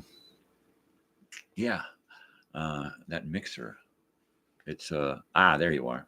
It says that you're gone. But yeah, that live mixer, kind of expensive. Not so expensive when you think about the cameras. The camera that Black Magic sells to go with this, if you buy Black Magic cameras, the cheapest one, which is about as big as my fist, is about $1,000, right? So if I have to use their cameras, that's $3,000 more to do a multi-camera show, right? I can't do that. So what I'm going to try to do is use a 4K HDMI conference camera, conference webcam. One, I'll get one that has the remote that you can do this and zoom in and out, right? And then have a couple of static, depending on the price, of course. I found some really, really neat ones with some long lenses on there that you can do some zooming, and that's cool. So I'm excited about that. The only thing I'm not excited about is the price. Like I said, they're little simple cameras with no viewfinder, no lens, no bells and whistles. $1,000. After that, to add on the stuff, all of the cool things, then you're looking at over $1,500 to $2,000, right? Some cameras are up to $3,000 or $4,000, and then my little mixer is the smallest one, the mini. And everything after that is up $600-700.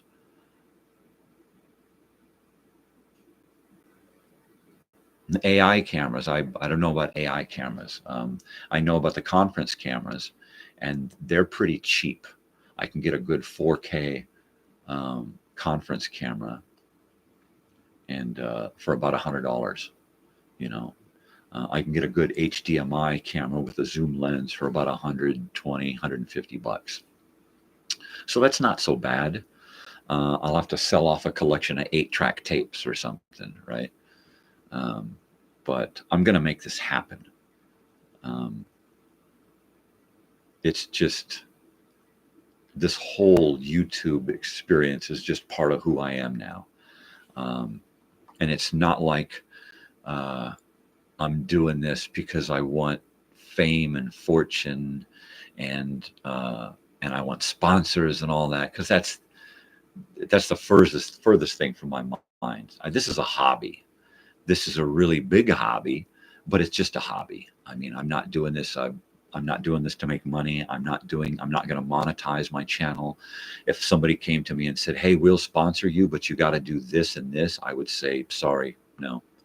I'm doing this for me. I'm not doing this for anyone else but me. If others want to come on and enjoy what I'm doing, that's great. But it's still, I'm just doing it for me. You know, if you're having fun, if you're enjoying it, then cool beans. Let's do some more cool stuff. I was just talking about Bush, the guy from the open mic night, and I want to do some kind of short documentary about him. He goes out onto the street corner and he holds up these signs, you know, that he rants and he raves and he vents at the world with these cardboard signs, and he'll scribble out a message and go out there and hold it up for hours and wave at people and honk and shit. And that's a lot of fun. And then he goes to open mic, and he's the MC at the open mic night, and he plays the guitar, does a little bit of singing, but he's a really, really cool, interesting dude. So that's one of those video project ideas that, you know, it's going to wind up on one of these Post-its here, and hopefully it'll make it into the mix at some point. But yeah, let me see if I can do this. I wanna show you guys if I can. Here we go. Let's see if this will play.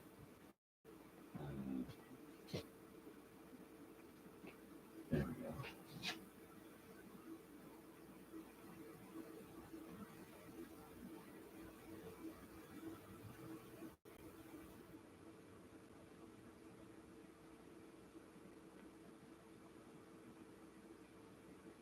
Oh yeah. And there it goes again.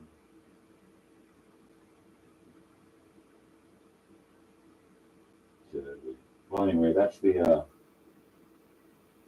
that rocket taking off last night.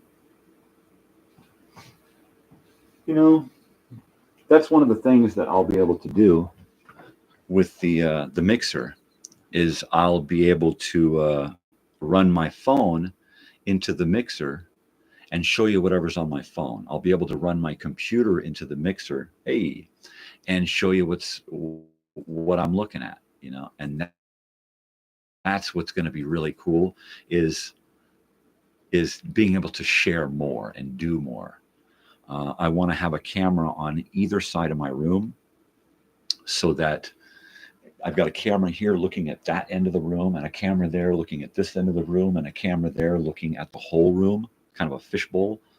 So, and then through my computer and my VCR, I'll be able to run in 3 or 4 more cameras, right?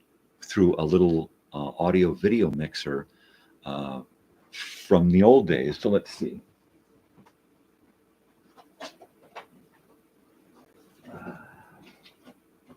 This guy here. See?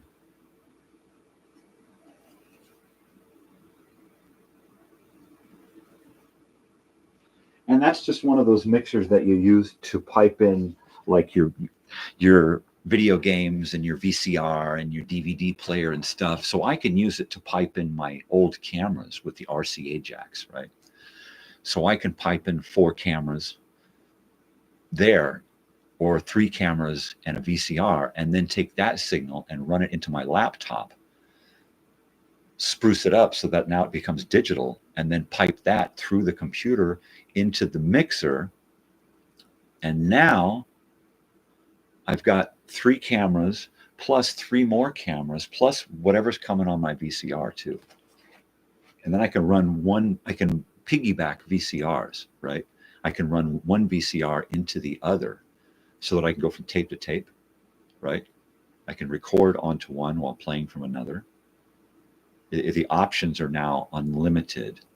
Yeah, it's really, really cool. Phone almost died while watching. Forgot I was on 1%.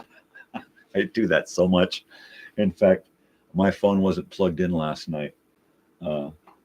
So thanks. I gotta plug mine in.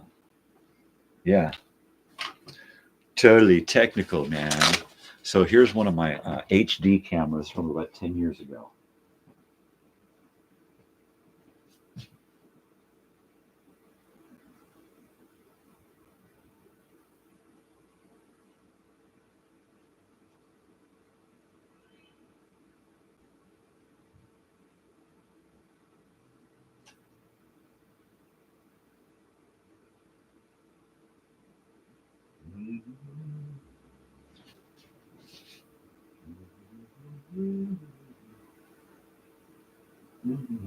Isn't that cool? So I'm hoping, I really am hoping that I can use one of these, or two of these guys. I got two of these guys. They're really great cameras. You know what? I bought these 10 years ago and I started using them. And every time I would use one, after a few minutes, it would shut off. And I was like, oh, I was so pissed off. And every single time I used it, after a few minutes, it would shut off. And I would set it up and I'd hit record and I'd start doing something. A couple of minutes later, it would shut off. And I got so frustrated, I put the cameras away and I stopped using them. I just brought them back out and was looking through the settings and found that there is an automatic power shut off that shuts the camera off after 3 minutes or 5 minutes, or you can turn the setting off. And it was set to 3 minutes. And I'm thinking, oh my God, all this time, all I had to do was look in the stupid settings and change the settings, right? Crazy old weird bearded guy screwing it up again. So I'm hoping that by doing this with the cameras, I'll be able to use them and utilize them. And if not use them for my live stuff, just use them to set up and record music. Take those two cameras and a couple of tripods and go to open mic night. Then I got my phone too. It's a 3-camera shot for open mic, right? Record. And now I can edit together some really cool footage, right? So yeah, I love those kind of cameras. They're really bitchin'. I bought them because they're HD. They take a memory cartridge. They're battery operated. You can plug it right into the computer. You can plug it into an HDMI monitor, which is why I'm hoping that it will work for the HDMI camera slot in my mixer. So fingers crossed that these beautiful little cameras that are almost brand new are finally going to come into some use, right? I may have to order some new batteries because, like I said, they're about 10 years old. But I'm really so, I mean, every day, it's just my roller coaster just takes some bigger ups and downs, and it used to be the ups were great, the downs were horrible. Now I ride the downs knowing that it's just going to shoot right back up again like a roller coaster. So I hold on and go, wee, riding it down and then shoot back up. I know that it's going to take a whole lot to crash me down and keep me there now. So, yeah, if you get a chance, go back earlier and watch my rant about Ryan, the anti-comedian at open mic night last night, because that son of a piece of garbage. Oh, man. I mean, I hate to go on, but that guy was such a douche. He was just a horrible person. Half of the audience were female, and he's just going to totally run down women and, abuse women verbally and then complain that he can't get a girlfriend. I mean, the guy was just horrible. He said so many horrible things about women, male chauvinist, sexist, perverted things, the whole audience was turned off. It was just horrible. He was just a horrible person. And then I guess I can retell this again, but at one point he was talking about, filling women up because they got a lot of holes, and from the smoking area just outside, this is all outside, but I was just outside the barrier.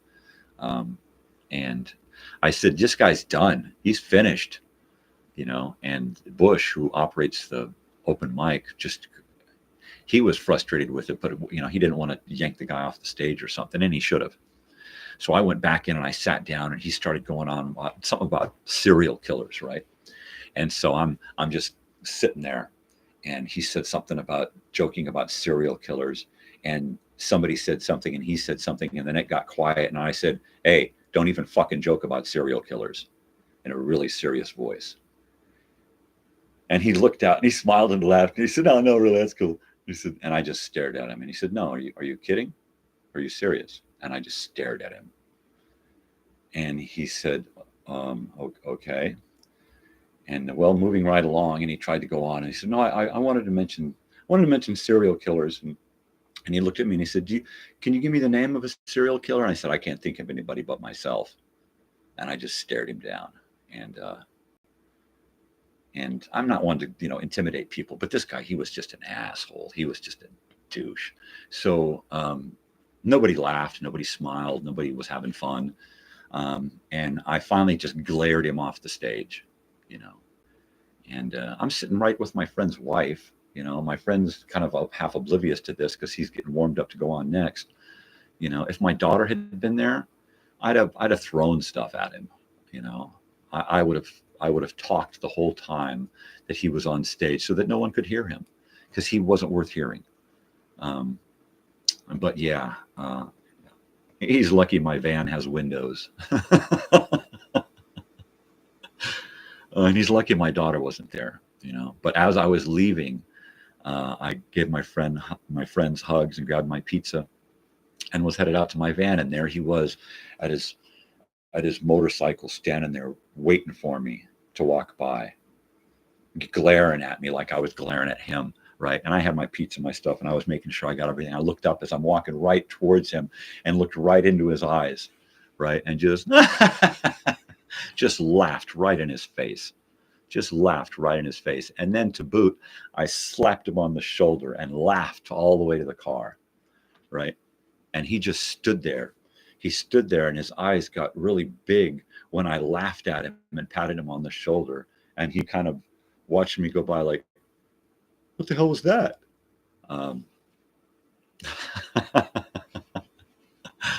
Oh yeah, if I see him again, he's going to get heckled again.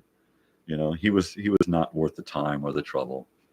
It was really sad, that he thought running people down was funny, and it was not half the crowd were female. There was a kid in the audience, for criminy sake, right? Like a friggin' kid, learn some kid jokes. How about your audience, right? He should have been up there talking shit about men. If he'd have been up there talking shit about men, he'd have got the women on his side, and then we'd have been on his side because the women were happy, right? No. What a douche. What a friggin' douche. Yeah. But he couldn't top. Nothing could top. Yeah, he was, because he had come down through a trail on a motorbike from the mountains above us. We're down in the high desert, and he's up in Big Bear, Joshua Tree, Big Bear. So he had to come down all the way out of the mountains on a motorcycle trail to get here to do this. And then he was shut down and nobody wanted to fucking hear him. So not only that, he was crying himself all the way back home, but he had a long, cold ride too. not as cold as the cold shoulder we gave him, but pretty cold. And every act after that came up on stage and mentioned that asshole, And of course, two of the female audience members got up on stage, so they got to say their piece, and that was great. I wish I could have stayed for the whole rest of the night to see what happened, but I had to leave there about 9 so that I could get home and get to sleep around 10ish so that I could get up and do this.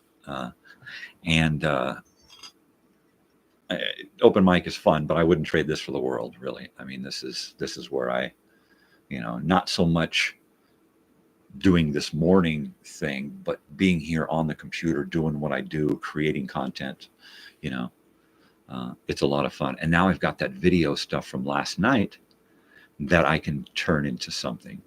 I'll probably take the 2 minutes of video from the rocket launch and speed it up into a minute, and then turn it into a short or a reel on Facebook. Yeah, you should go to sleep. You got like school tomorrow or something, don't you? I mean, come on, for crimini's sake. Well, okay, dearie. You shuffle off to that there bed. I'm about to turn 10. It's about to turn 7 in the a.m. here, which I mean, hopefully I got another couple of hours before anybody wakes up here. But yeah. By the way, how's school going? Are you paying attention to what your parents say? Because if they bug you about stuff and are trying to, get into your life, let them, because at least you got parents who care. All right. I had parents who didn't give a shit what I did. I was out of the home at 15 and running amok and doing whatever. I had to be the guy to say, stay in school. Even though I was out at 15, I stayed in school until I was 18, 19. Even in my 20s, I was still going to trade school and stuff. I didn't have parents who cared. If you got parents who care enough to ask about your life, let them in, let them in, and be thankful you got parents who care, really, and share with them. Let them know what's going on. They brought you into this world because they love you. So, share your experiences with them. Now I live my life through my daughter. I live vicariously through my daughter. What'd you do today? You did that? Wow, that's awesome. This is going on. Oh, wow, that's a bummer. The other day, one of her friends' stepfather was out with the family dog and got into an accident. The dog jumped out and run off into the mountains, right? And I didn't hear about it and until later that evening. And when I finally heard about it about 8 o'clock, I sat for a half an hour going with my dog in my lap going, da, da, da, da, da, we got to go. We got to go. And I grabbed my daughter and we went out and found her friend out waiting on a dirt road somewhere where the accident happened, waiting for that dog to come back. We went out and we just drove around. We had to do something. I had to do something. So we just drove around in areas, neighborhoods and stuff near where the accident happened. And we did that for a couple of hours, but,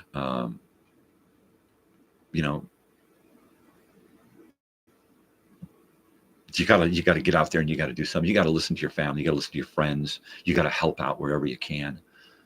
I wasn't like this, 20 years ago. It took me getting married and having a kid to turn me into the person I am now. I didn't give so much about the world and about people back then. I do now.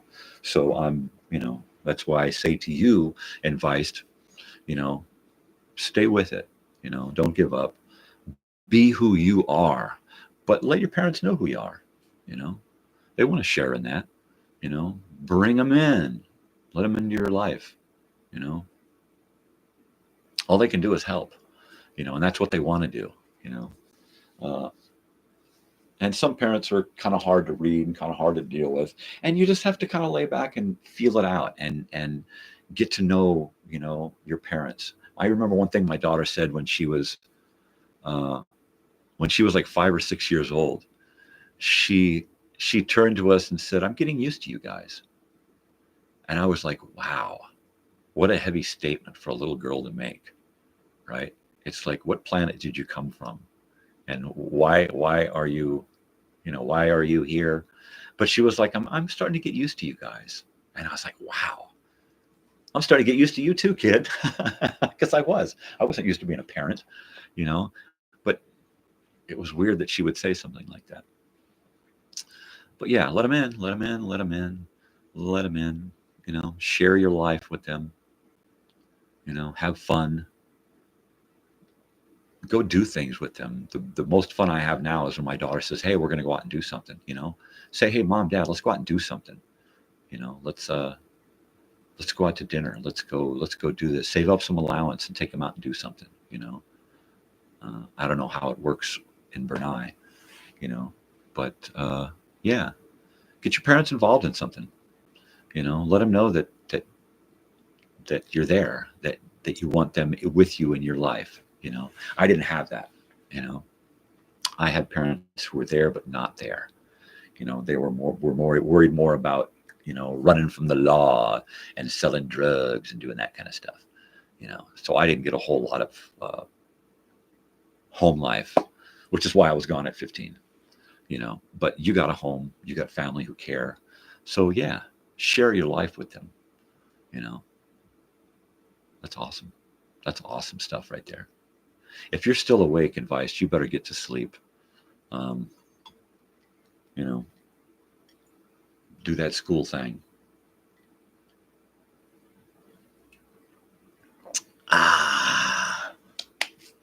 Totally. But yeah, I'm gonna have to take some of this this video that I got last night and do something with it. I've kind of been about doing video editing on my computer because I've still got the old computer.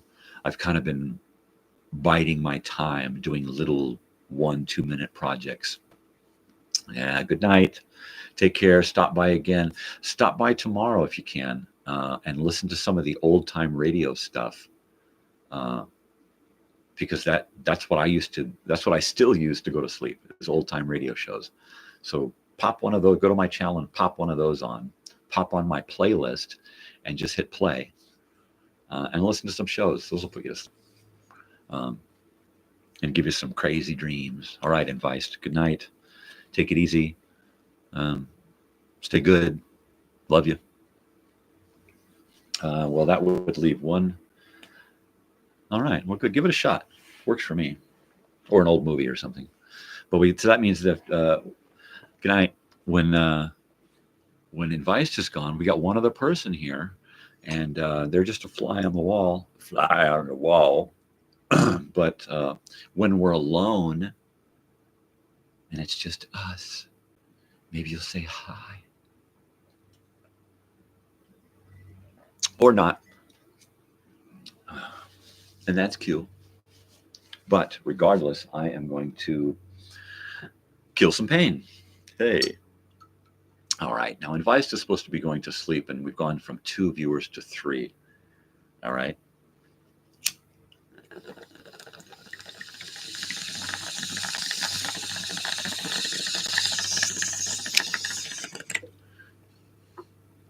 All right. There we go. And we lost a viewer. Probably because of the bong hit. The bong hit usually turns people off.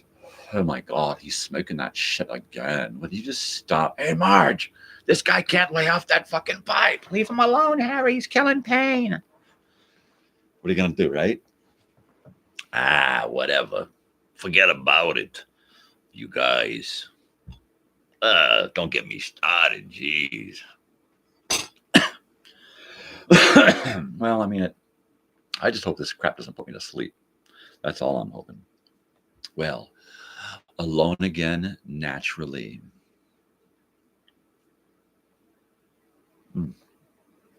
Well, Krim stopped in and went away. And I didn't get to find out what was going on over there in Ireland. I hope everything's well. Things appear to be good with Advice and Bernai. I'm hoping that the things I say, aren't taken flippantly because they're not said that way. I'm hoping that the things that I say hit home and are actually seen as good intention. Because this comes from experience. Really, if you've got parents who care, then care enough to let them into your life, right? And the more you're open with them and the more you share, the easier it's going to be to take it further and experience more with your family. I mean, we get so closed off because we've got that phone between us all the time, right? And that's not good. So, put down that phone and say, or take that phone to your parents and say, oh, check this out. Isn't this cool? Or, hey, look, there's this play happening, or this show, or, look, there's downtown, there's, some live music happening for free. Let's go check it out. Something, my wife and daughter and I are always off in 3 different directions, right?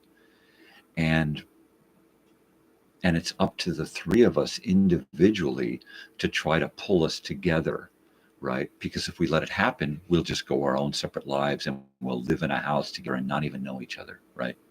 So individually, it's up to us to try to weave these threads and bring us together, right? So my daughter does that great.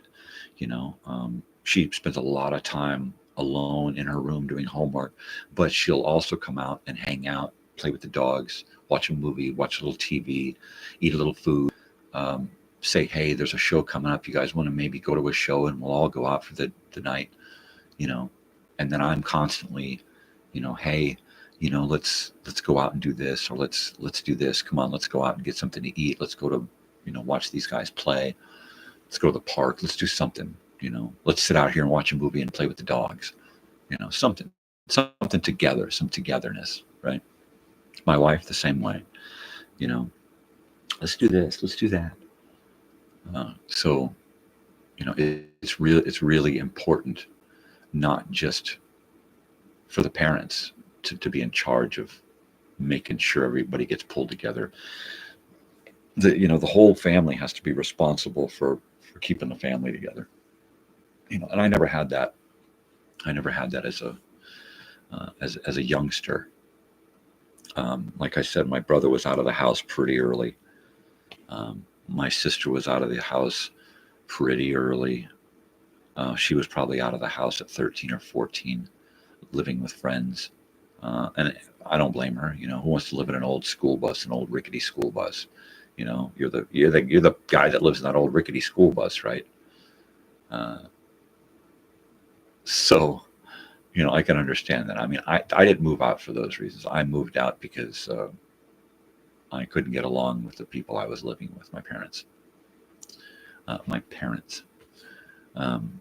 So, yeah, so I was out, you know, but I had no choice. I mean, it was self-preservation. I stayed in school, you know, by staying with friends and their families, I was able to have a full belly and a warm place to sleep and clean clothes, and I was able to be clean, you know. So it was a big change for me, going from being the grubby little stinky kid with unkept hair and dirty clothes, and now all of a sudden I'm bright and shiny and new all the time, you know. Why would I go back to living, you know, in a school bus, taking a sponge bath? I mean, you know. So I moved on, you know, and I didn't really look back until it was just my father living alone, and then I finally kind of had to think, okay, well, you gotta decide what you're gonna do. Are you gonna go home and try to make something of home, or are you just going to keep kind of going out floundering around? And you know, at one point I was after having had been living with my father in my late teens, I decided that I just didn't want to do any of it anymore. I didn't want to be with friends and family. I didn't want to be with my own family. I decided, you know what, I'm just going to be homeless. I put a tent in my little MGB, and that my father had given me, because he bought another one. And so I took this little car and packed it full of a few things and became homeless, jobless and homeless. And I was like this for, you know, months, maybe a year and a half. And I just would walk around and collect recyclables. And then every day I would turn in the recyclables and make enough money for the next day's existence. And I lived really, really well. I had no bills. It was before cell phones, so I didn't even have a cell phone bill. I had a pocket quarters for the payphones. Payphones all over back then. Back in the early 90s, you couldn't throw a rock without hitting a fucking payphone.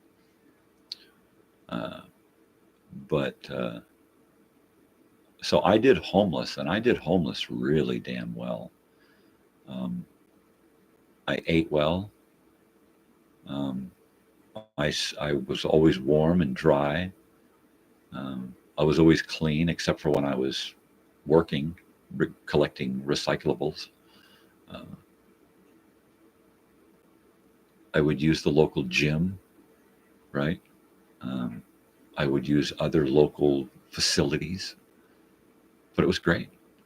You know, I found this great place to camp that was like right in the middle of Temecula, before Temecula was the way it is now. It's like where the mall in Temecula used to be. There used to be a big giant open field, and it was kind of hilly, so that I could drive my little car back and park in between some little hills, and nobody knew I was there. I could open up my trunk, set up my tent, get into my tent, lock up my car, sleep there, get up the next day, pack everything back into my little car, and go out and collect my big bag of cans, and pay for the next day. And it was great. I didn't have a care in the world, I really didn't. It was probably the most simplest existence of my life. And it was really, really, it was all about freedom, I didn't have a boss. I didn't have bills. I didn't have a bunch of, I totally understand why there are so many homeless people, because they are just so fed up with these responsibilities that society has thrust upon them, right? Like that German lady, how can you get through life only making X amount? How are you able to save money? How are you able to pay all of these bills? I don't have all of those bills. What do you mean you don't have all of those bills? How can you not get through life and not have all of those bills? How can you do that? Are you kidding me, lady? This is what we're going to argue about? The fact that I live so simply, you can't understand that? That's your major malfunction, is that I lead such a Spartan life, and you can't understand how I could pull it off, right? Well, first of all, I don't have this big house that you have a mortgage on. You make a payment on your car. You've got all of these other bills. And of course, you got to stuff money away like frickin' Rockefeller, so that when you die, you can have this big pile of paper around you. First of all, because we live such a Spartan life and so simply, my wife can pack it away like it's like fucking going out of style, right? Honey, do we have enough? Not yet, but we're almost there, because we don't have to put out thousands of dollars every fucking month. Why would you do that? I can't do that. Physically, I can't afford to create that much revenue, But then again, even if somebody were to come along and say, look, I'll pay X amount of dollars for you to turn your channel into this, I would say, fuck you. Because my channel isn't about, paying into my 401 fucking K. No. This life isn't about collecting pockets of gold that you're supposed to push into somebody else's hand. Right? No. I grew up watching fucking Little House on the Prairie. I want a Charles fucking life, right? Here's what I can pay for. Boom, because I created this revenue out of nothing with my own fucking hands, And I did it when I wanted to, not because society says you got to work that 40-hour fucking work week and pay them taxes. Why? Well, because society says I have to live this way. Society says I have to have this, and society says I have to buy that. No, I moved way past that years ago, when I had to downsize 3 fucking times in the first 5 years of our fucking marriage, because economy, society, work. I was so over that. And it took me another 10 years to get to where I could figure out a solution, right? And then another 5 or 6 years to implement that solution to where I am now, right? To where it is such a Spartan life, that I have to rely upon old, out-of-date media, found in garbage heaps in order to entertain myself, Or would I trade it? Fuck no. Do I want the entertainment that's out there nowadays? Hell no. It's garbage. The personal content that you see people creating nowadays is where it's at. The corporate Hollywood overproduced fucking $1 billion fucking budget bullshit is so tired I do not want to see any of these major stars again for the rest of my life, right? I don't want to see Tom Hanks in anything. I never want to see Bradley Cooper in anything. You know, if I so desire, I might take a look at A Star Is Born just to see Lucas Nelson's piece of that pie, right? But that's it. I got no intention on watching Ryan Gosling do a fucking thing on screen. None of these people, Emma Stone, Emma Watson, Emma nobody. I don't give a fuck. You know, I'm just done. You know, I can't even watch Netflix anymore and enjoy Stranger Things because it's so fucking overproduced. It started off so great, and like most great things, it got produced into garbage, right? So I can't even enjoy that anymore. I'll probably finish it because, you know, I like to finish things that I start watching, even though I never finished watching Longmire. I got to the last episode and I never watched the last episode. I found out that after that, the series was done and they didn't renew it. So there wasn't even a closure. So it's like, so I'm going to watch the last episode and be hanging? Fuck that. I'd rather be hanging now knowing that at some point I can come back and watch that last episode, right? Yeah, it pisses me off to no fucking end, man. So I try to only watch stuff from yesteryear that I know at the very least has a completion, a conclusion, you know. Gotta get this thing shut here.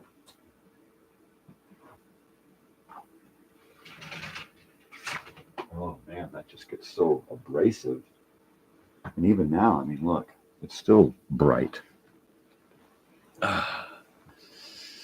So, where were we at?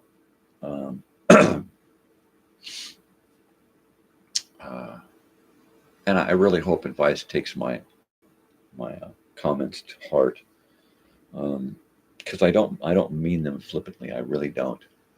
You know, if I can do anything on this channel, it would be to help one person, you know, have a better life through understanding my experiences, right?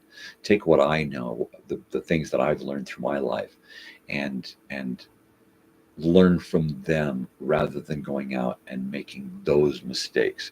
You're going to make enough mistakes in your life. You don't need to make mistakes that you can learn from other people and not make them, because some of those lessons are really hard to learn, you know, and we're going to be faced with enough bullshit, you know. And when I was young, I tried to learn lessons by using others as example. You know, if somebody would screw up and get in trouble with the law or with their parents or with school or something, I was the first one to not repeat that. Hey, let's go out and do this. No, didn't you see what happened to fuckhead over there? I ain't going there. No. No way. No how. Nope. Not gonna do it. You know, I was in on a lot of stuff that I shouldn't have been in on. And then having to learn from those mistakes, you know, before the mistakes were made. It's like, okay, look, we're here. This is wrong. Let's not do this. Let's not, you know, this shouldn't happen, you know. And you know, or you're going along and you're doing something and you get done doing it and you're going, oh man, I shouldn't have done that. That was wrong. I shouldn't have done that, you know. And that's unfortunate. When you grow up as a little kid being taught to do things that are wrong, and you get to some point in your life as a teenager and you're surrounded by your peers, other kids, other teenagers, and you're doing things that you were taught were okay to do, and people are looking at you like, what the fuck did you just do? Right? And so you stop doing things. You only do things that you see others do. So you're like an ambiguous statement. You don't mean anything until somebody else gives you something to mimic or copy, right? And then you become that. And that's how I learned to become a pretender, you know, because I couldn't guarantee that the lessons I had learned as a child weren't going to destroy friendships, you know. Um, so I had to learn before doing them that you couldn't do that to your friends. Don't do that to your friends. Don't do that to a girl. You know, if you want that girl to like you, don't do that. You know, and if that girl does like you, definitely don't do that, because that's for adults and you shouldn't be doing that because you're a kid, right? It was hard to learn those lessons, being raised around things and to do things that kids shouldn't do. These kids should not be around a lot of these things. And there I am, you know, here, let's plop you down in a pile of porno magazines and leave you there for a couple of hours while I go off and work on my own pornographic crap, you know. But I'm only 5 years old. Well, fuck it, it don't matter. You know, you're gonna learn it anyway. Okay. Yeah. So that was quite an experience as a child, growing up around naked hippies and people doing drugs, drug running and running from the law and doing all this as a kid, you know, being a party to this as a child, you know. That was weird. That was some heavy shit. Uh, it could have really corrupted me heavy. I mean, I could be talking to you from a prison cell, you know, or you know, I could be a ghost right now, um, or I could be something else, right? And even though I see myself as a pretty decent person, I still can't walk into the bathroom and look in the mirror and look in my own eyes and say, "Hey, dude, how you doing? How's it going? You're the best person in the world. Everybody likes you. You're neat." I can't do that shit. I can't even go in there and make eye contact with myself. Here I am, staring at myself on the screen, and it's different. That's not me. You know, that's me, but it's like a real look at me. You know, I don't know. It's hard to describe. You know, it really is. It's way weird. This YouTube thing is just weird, extremely weird. Wow, it's after 7. This is crazy, crazy taxi. I'm gonna a little more coffee, right? Let me go see if I can put a little more coffee together.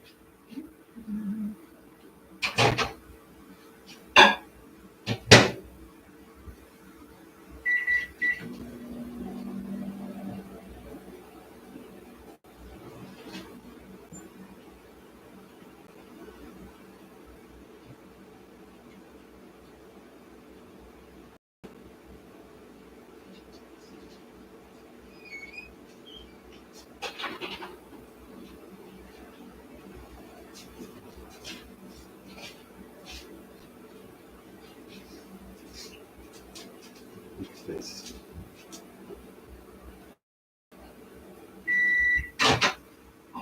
Arg. Hi there, big dog. Look at you. You want to come? Oh, where's my saucer? I forgot my saucer. Can't forget the saucer. I'm an old school guy. I gotta have a saucer and a spoon and all of that dainty stuff. Here, let me clear this off for the big face. Sit over here. There you go. There you go. Come on, there you go. Come on. No wedgie, no wedgie. So, we're still alone, naturally, but I got Big Face here. Hi, Big Face. How's it going? You want to get covered up? There you go. There you go, Big Face. That's... Is there a dog wanting to come in? I guess I should go check. Checking on the dog.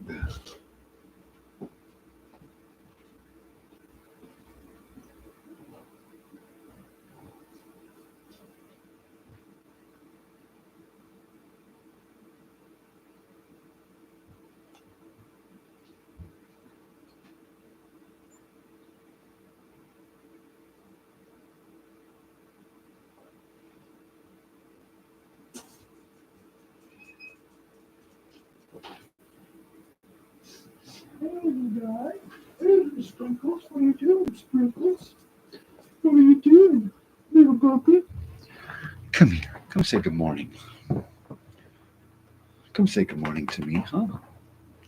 Little guy? You missed breakfast. You missed breakfast, little guy. Hi, come here, little buddy. Come here, little buddy. Come here, say good morning. Come here and say good morning. Oh, you're so cute. You're such a cutie. You're such a cutie. Hi, little guy. Come here. Come here. Come here. Hi. Oh, little guy. This is a little guy. Huh? Good morning. Good morning. Good morning, Oliver. Say good morning, Oliver. Say good morning. Sane, young, normal, bald woman.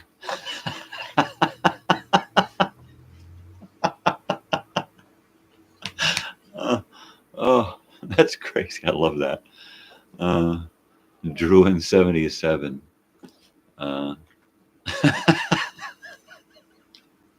That's beautiful. I love that. That's great. Somebody with my sense of humor. Did you see that, Oliver? Did you read that comment? The house is starting to wake up. I got dogs now. So Oliver's just out here for food. He thinks he's going to get something to eat, but it ain't going to happen. I ate the cereal bar already, buddy. I'm sorry. That's all there is to that. That is. Clang, clang, clang, clang, clang, clang. I bet that sounds cool. Does that sound cool? So, sane, young, normal, bald woman, where are you at?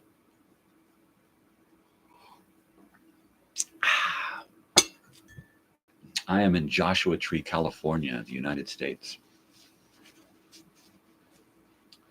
7:23 a.m. Pacific Standard Time.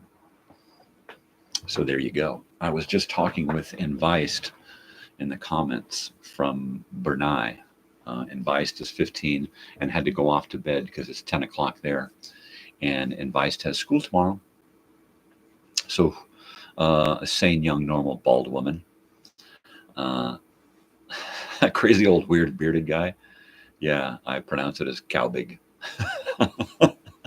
I don't know how to do that one. Cinnamon. That's a great one, though. I like that. Oliver, I got to let Oliver into my daughter's room. It's time for him to change venues. Gets up out of one bed, goes into the other. Be right back. Don't go away. Same young, normal, bald woman.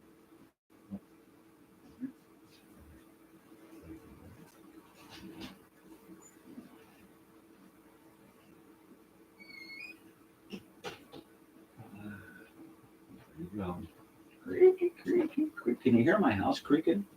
Can you hear it? Can you hear my floor creaking when I'm walking around? It's because I live in a mobile home, and it's about ready to fall into the earth. Yeah. So, no, really, where are you from? You don't have to give me specifics. What part of the country or part of the globe are you from? And you're gone. Anyway, I'm gonna have to Drew in 77 and check that out, because I like to check out people who are checking me out. You know, it's reciprocal. You know, and I hope. There we go again. Let's see what it goes.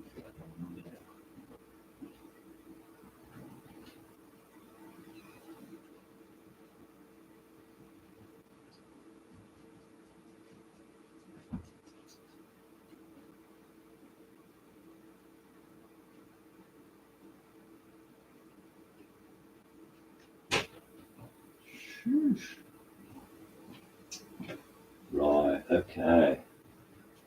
So Druin 77 is the sane, young, normal, bald woman. All right. That's cool. Sane, young, normal, bald woman. I love that. That was such a me thing to say. That was totally cool. I love people with a kooky sense of humor. And you may seem normal, but you're right on. You're weird in my book. That's cool. So I hope I can find you. It's kind of hard to find some people. Like the guy who made the promosm comment. Give me a break. Give me a break. Nobody cares what you have to say if you're just going to be a douchebag, right? I mean, join humanity and be cool, you know? Like these people, you know? Everybody making comments over here are just righteous people, you know? Because they're just being real, you know? You're way faker than I am if all you're going to do is stop by and type in promosm and run, you know? Get out of here. Just run then. Nobody needs your stupid comments, Kenneth Williams.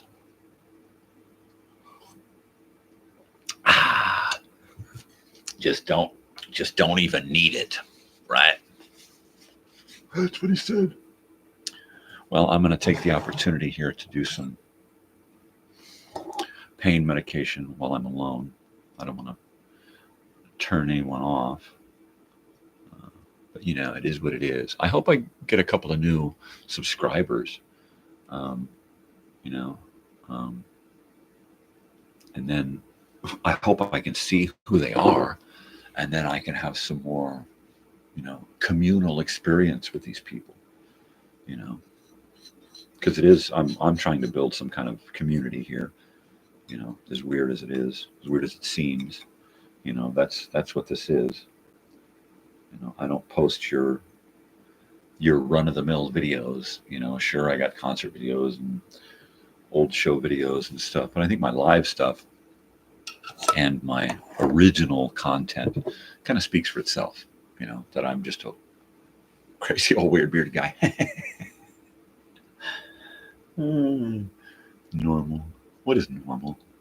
I don't get. What is normal anyway? You know, like what's normal? I don't know, dude. Are you normal? Fucking dogs again. Oh, this time of the day just irks me, you know? These guys, I'm a doorman. Better than a doormat.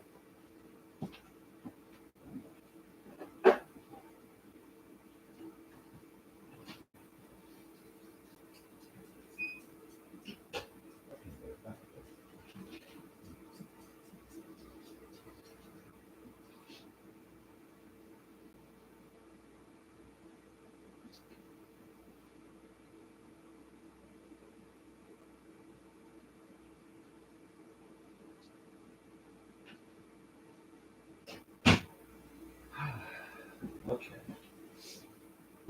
There we go. The dogs are put away. No wedgie, no wedgie, no wedgie, no wedgie. Okay.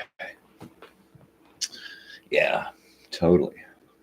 Oh yeah, back to work.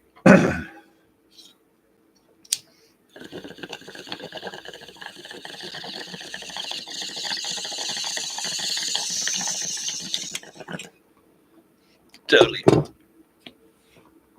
Hey, I got a viewer. What's up? Don't run away. I was just killing some pain, drinking some coffee, and you're gone. Arg. Well, we've gotten a few viewers this morning, which is cool. I mean, 2 days in a row, getting viewers and likes.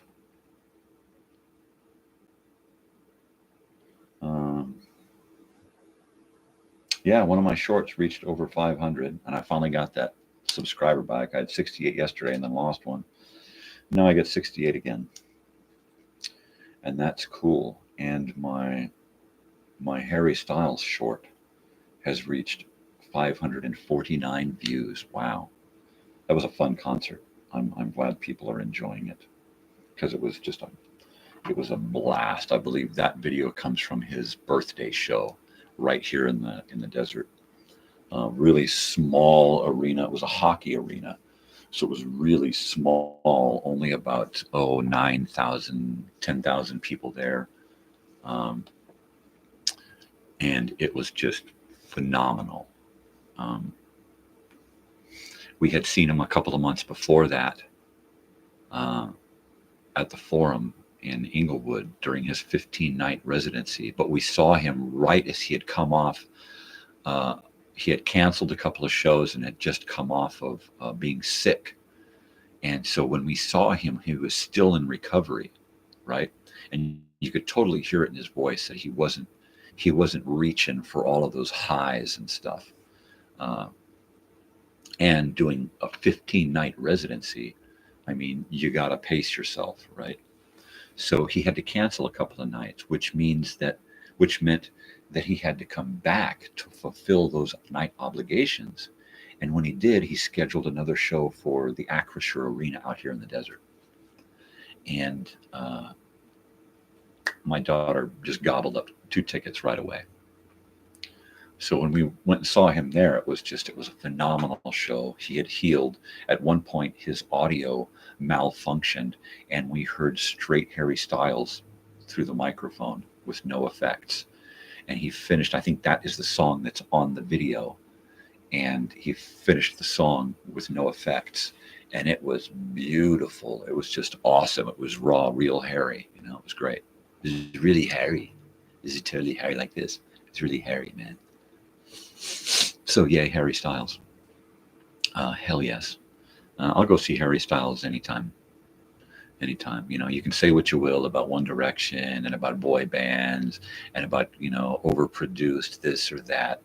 But, you know, Harry Styles is really fun. He's the real deal, you know. I'd go see Harry Styles. I'd go see 1975, Paramore. Any of those groups seem like they have pretty real people at the helm, if not the entire group, right? I really enjoy watching Matty on the 1975 do his stuff. He just really just lets it kind of all hang out. Always got that flask of booze, always got a cigarette burning. You know, he's got that, you know, air of I don't give a fuck. Yeah, right. I just give a fuck. Fuck it all, yeah. And it's just beautiful. It's just beautiful, you know.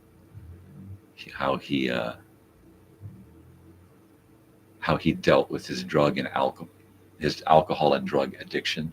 How he dealt with it was by acknowledging it. And that's it. That's all he did was he just acknowledged it. Yeah, I got a drug and alcohol problem. You know. And that's just hilarious. Not that any of it's true, or, you know, maybe it is. I don't know. They all seem like they're pretty basic, pretty real.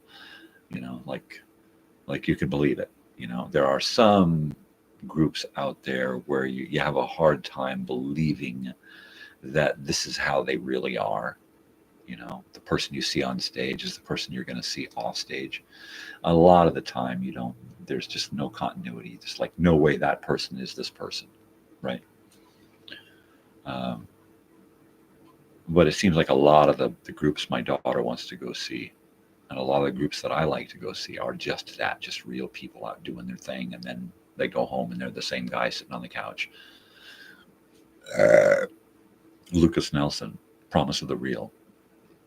No, I believe those guys are all the real deal. I don't think that they're any different on stage than they are off stage, right? Other than the instruments and the stuff coming out of them. That's it, you know.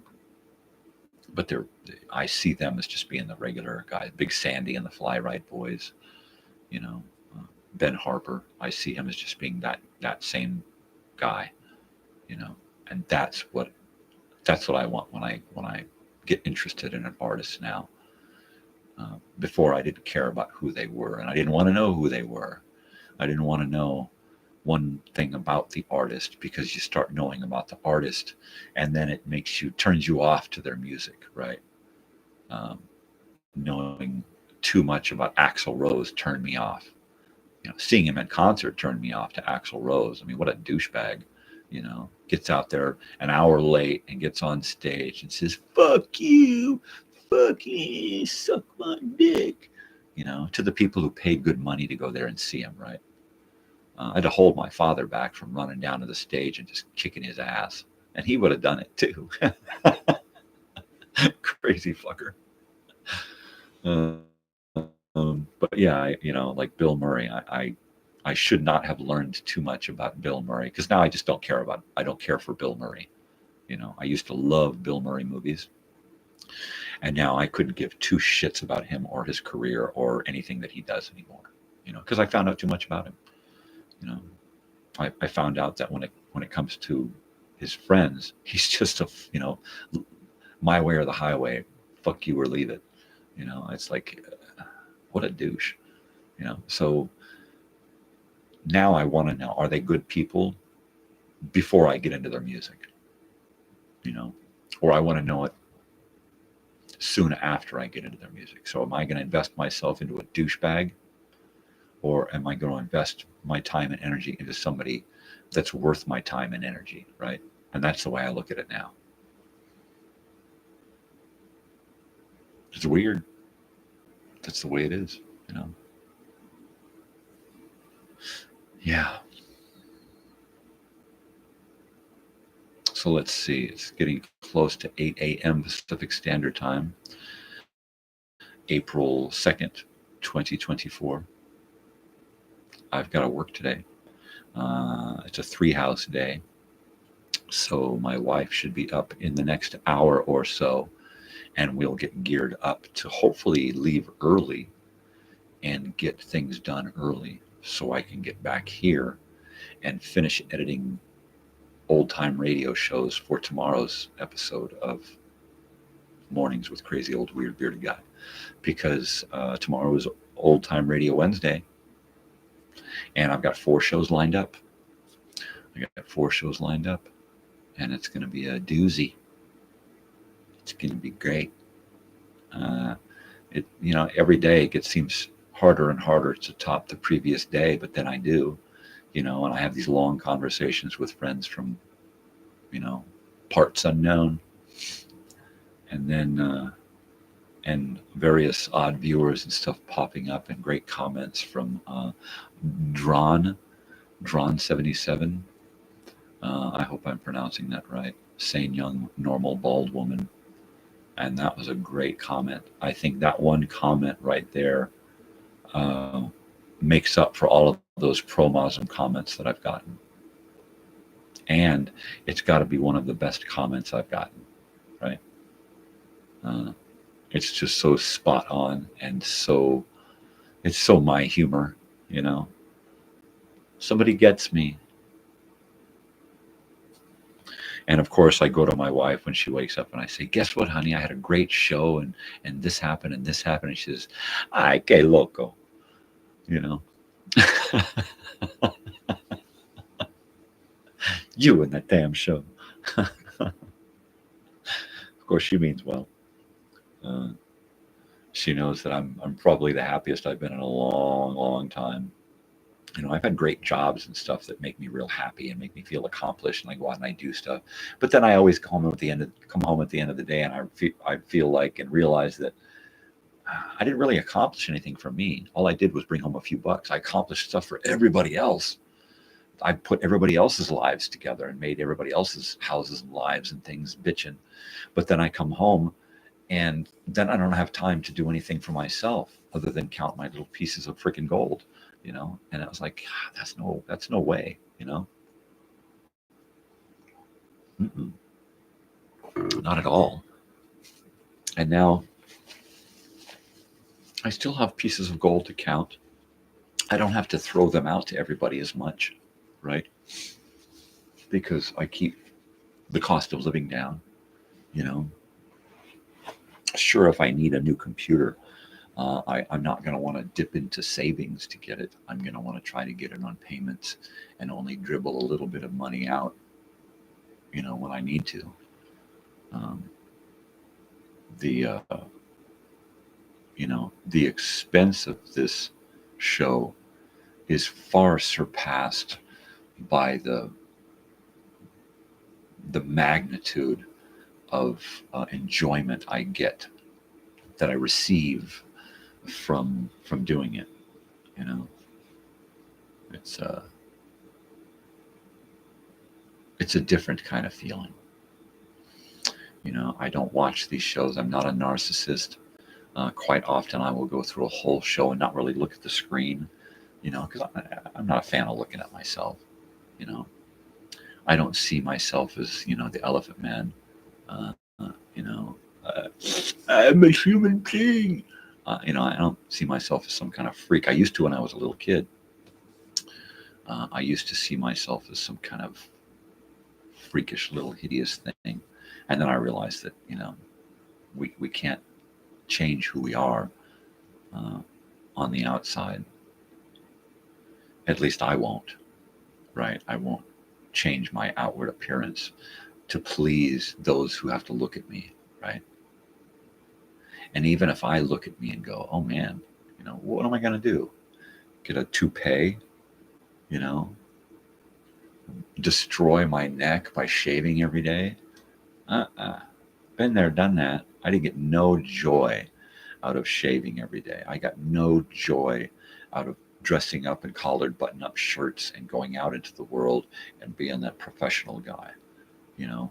Yeah, I got some twisted pleasure out of being, you know, a good little slave, but now I moved past that. I'm not going to spend the rest of my life doing what I'm told so that I can make a few pennies enriching someone else's life, right? My home has just fallen into the ground, and physically I'm not able to get it together to fix it, right? I'm not going to blame anyone for that. You know, it's the way it is. You know, I wish I could, but I just can't. So it'll have to wait. At some point, there'll come a time when I'll say, okay, look, I'm not feeling too bad. Let's put together a couple of projects and do something to the house, you know. But you know, other than that, I'm gonna look at hiring someone to come out and fix my home.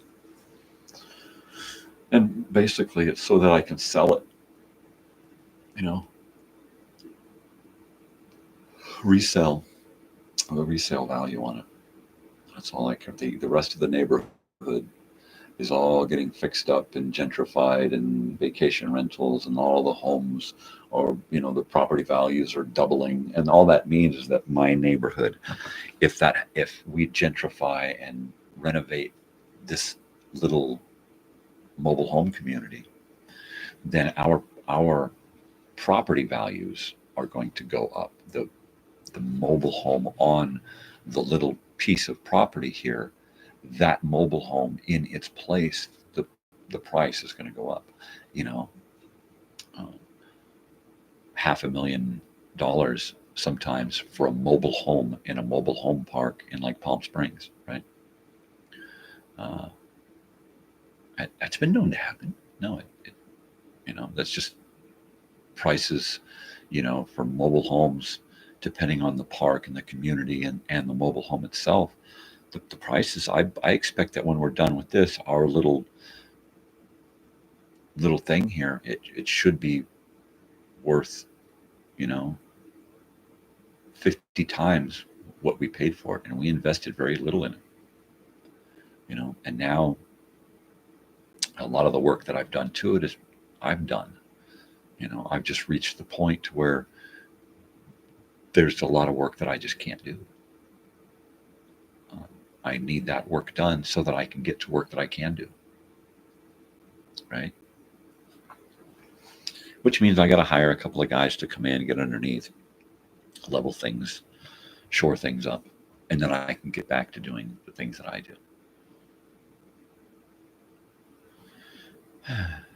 Which is in the fine details, I mean, I can rip a wall apart and rewire it and sweat pipe and angle drainage and everything, but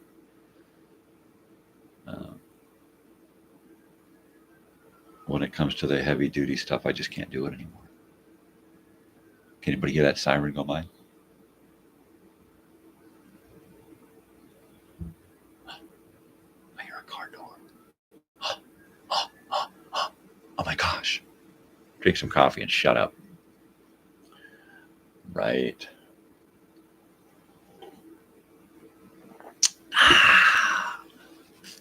So I'm hoping I can do a deeper search on YouTube here and find Kenneth Smith, the pro-Muslim bandit douche. And then I'll go see in how much content he actually produces himself. And then decide if I want to leave a douchey comment in return on one of his crappy shared reposts, right? Which most people do. It takes a lot of guts, a lot of fortitude, a lot of fucking balls to put yourself out here on YouTube like this, right? And if you ain't got the balls to do it, don't fucking call somebody a goddamn pro-Muslim because they got the balls to come out here and talk about his own fucking life. What am I promoting? I ain't selling you fucking t-shirts. Are you reading through my comments and thinking that I'm selling something? I'm selling this. Sit on this. Kenneth Williams, douchebag on YouTube. No, I mean, I'm not into hate speak, and I don't hate this person. I just think he's a douchebag. He needs to get his head out of his ass. I don't wish any harm, if he was in person, I might think about eating his face. But no, I don't give two shits about this person, other than I just want to see, what they're producing over there on Kenneth Williams' channel that makes him so not a pro-Muslim, right? All I do is repost. Well, then that makes you just a reposting douchebag. Create something. Let's see what you've created. Probably nothing. I know these guys. You get over there and they're absolutely nothing on their content. Just nothing. Because there's nothing up there, right? Except stupid comments. I'm going to go through my life making stupid comments. Yeah. Oh, no, there's a viewer there. Oh, my gosh. I don't know what to do. That's crazy. I better look away. Look away. Don't look at the viewer. Don't look directly at the viewer. Check out the comments. It's been kind of a weird morning if you can see any of the comments that's been going on. The last person to make a comment was sane, young, normal, bald woman. That was freaking hilarious. Is that you? I'm still laughing over that. I am. That just floored me. That's great. It's totally great. Yeah, he's going to his weird place again, Marge. Leave him alone, Harry. He's in the middle of self-discovery. The guy's a fucking kook. He just drinks coffee and smokes pot. Joel Diesel, not me. Not who's not me. You're not a sane, young, normal, bald woman? Or you're... See, that's the thing about comments, is I look at these comments and I go, wow, where's the continuity of my conversation in this comment fit together? So, yeah, not me. Well, not me. Damn it, not me either. I refuse. Damn it. Wherever we were at.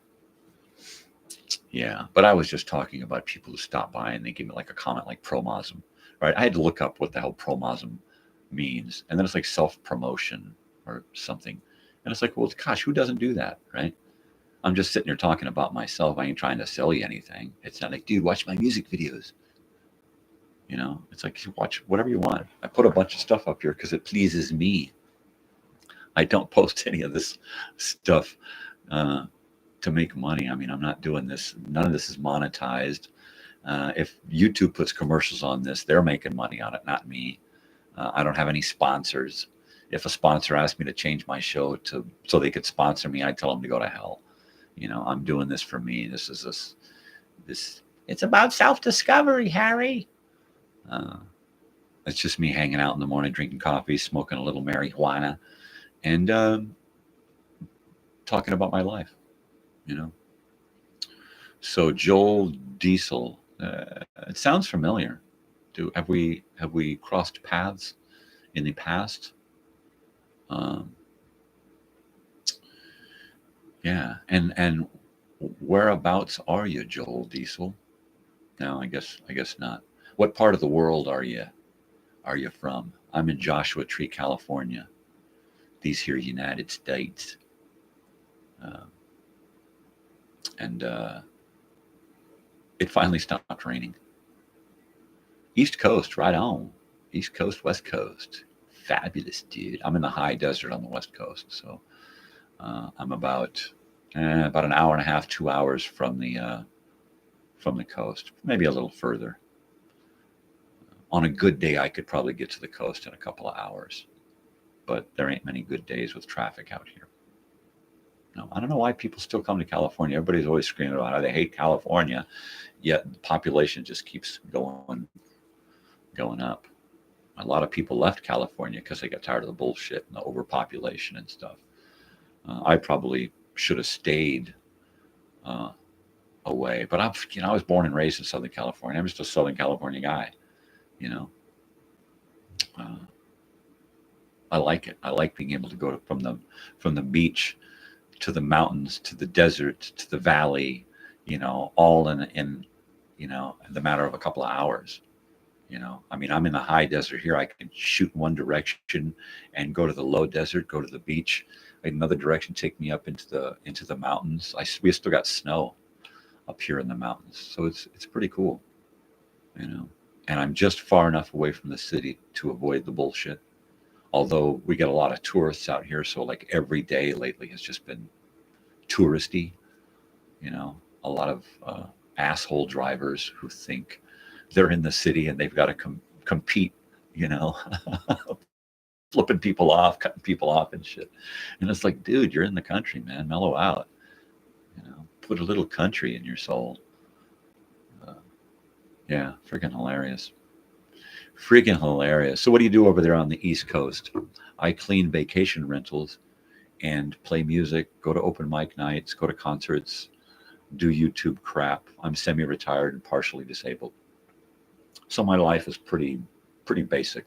I got a 19-year-old daughter graduating college and off to university next year.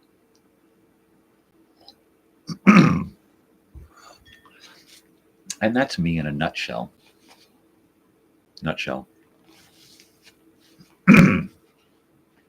And I do this channel to amuse myself, to communicate with friends.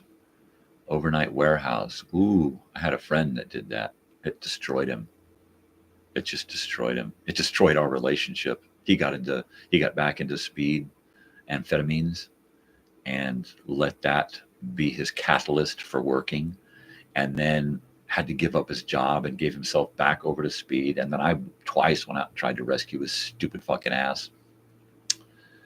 And then he would do nothing to change, you know, and I had to write off an old friend, you know. So yeah, don't let that hard overnight warehouse shit destroy you. You don't work like 10s and 12s and like 4 10s or something, or 3 12. I mean, the hours just get so freaking crazy, you know. Do they ask you to do more and more and more? Wow, man. I do not envy you. That's a hard job. I did factory work and warehouse stuff and staying up, doing overnight shifts in factory stuff. I was in plastics for a few years. See, 10-hour shifts.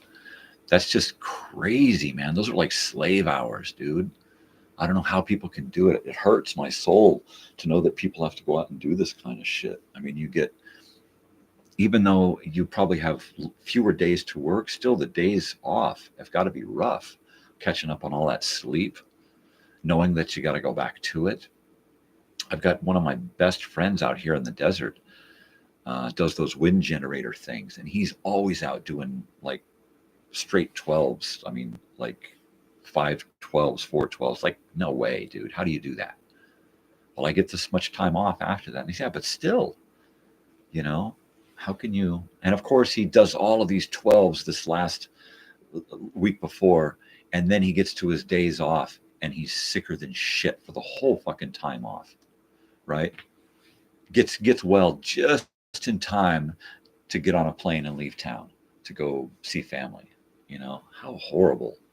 You know, I used to work long 10, 12, 15-hour fucking days, construction, factory, that kind of shit. And it destroyed me. I mean, it literally destroyed me physically, mentally, emotionally, just screwed me up. You know, I finally had to decide, you know, it's going to kill me. It really is. It's going to kill me. And I just slowly switched over to working for the man, making the man's life, really bitching, making a few bucks. And I started switching over to working for myself, finding things that I could do to earn money, got into handyman stuff. And now I got out of handyman and into vacation rentals, cleaning and maintaining a little bit of handyman work stuff there, because it's just so easy on the body physically. And it's cleaning is just autopilot. It's just, you go in, you start, and you're one, you know, track. It's like a slot car, and you just drive around through the house doing your shit. You get to the other end and it's done, time, you know. And I've got such a routine that I don't go in and look, well, this doesn't need to be clean, we can skip that. I don't do that. I go in and I hit every single thing every time, because if I was going to stay there, that's what I'd want, first of all.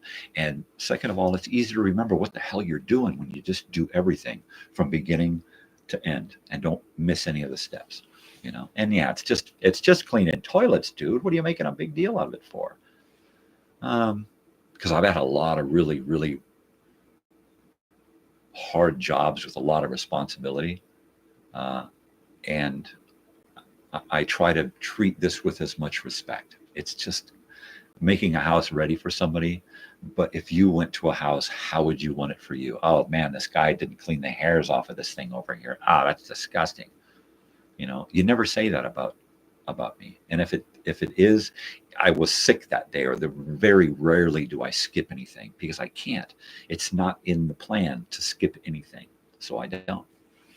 I don't know how my wife does it, but she'll go into a house and she's just all over the place, you know, and she walks out and the place looks beautiful. It's like, how'd you do that? I can't do that. You know, I have to do everything like I'm building a Model T Ford, man. You know, let's hit all the stations along the way and make sure everything, check all those boxes, you know.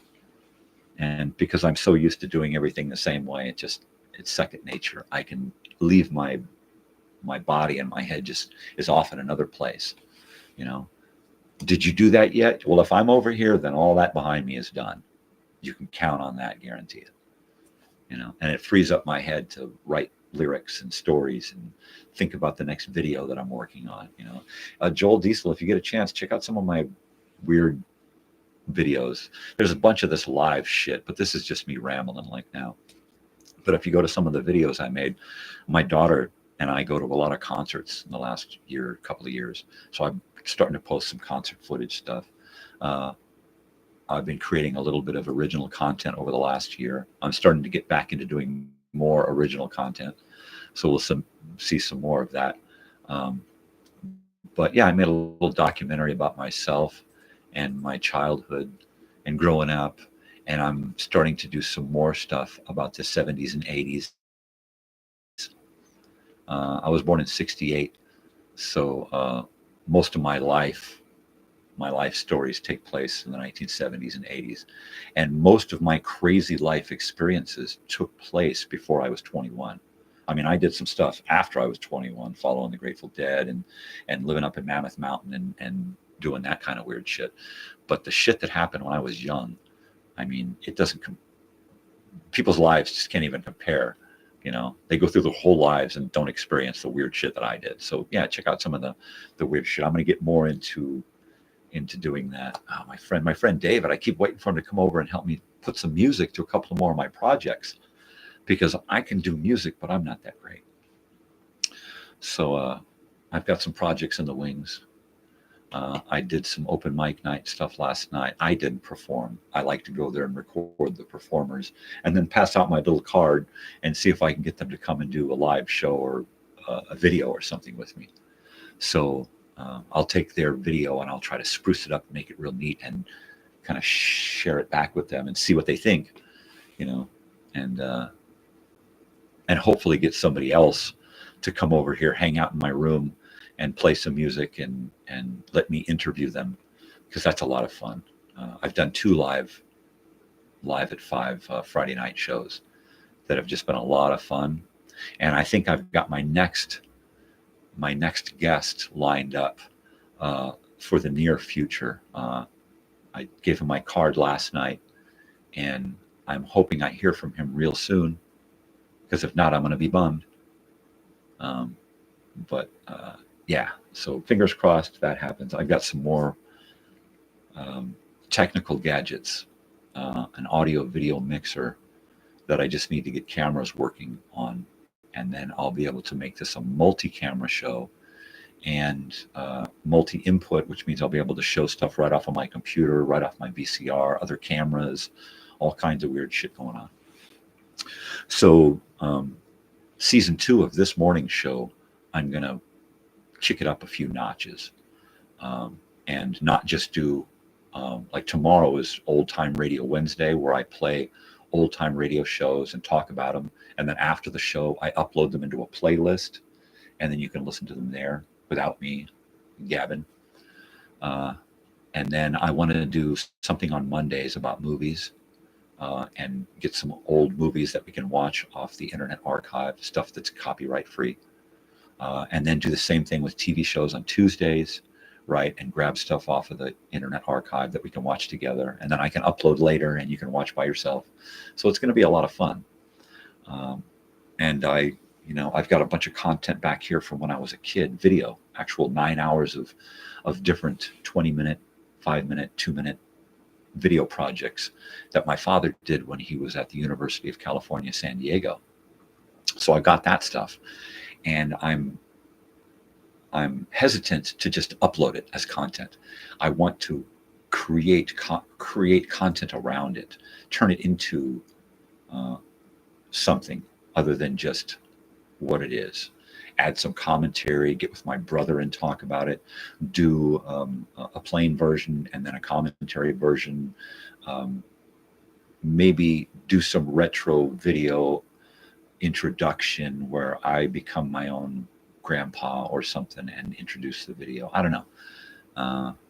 So I keep spitballing ideas. So I don't want to just take it and know as soon as I digitize it, then I'm going to want to use it for something. So I'm kind of waiting until that aha moment, that epiphany that's going to show me the light. Where do I go with this video? And it's a bunch of different stuff. My father was a Vietnam veteran, hippie, old man screaming at the world kind of guy, you know. So his stuff was really weird when he was back in his 30s, you know. Nowhere near as weird as I am, but he was pretty weird. So he did a lot of weird stuff. We did one project. It was a play on Jack and the Beanstalk. And for this comedy club character that he developed,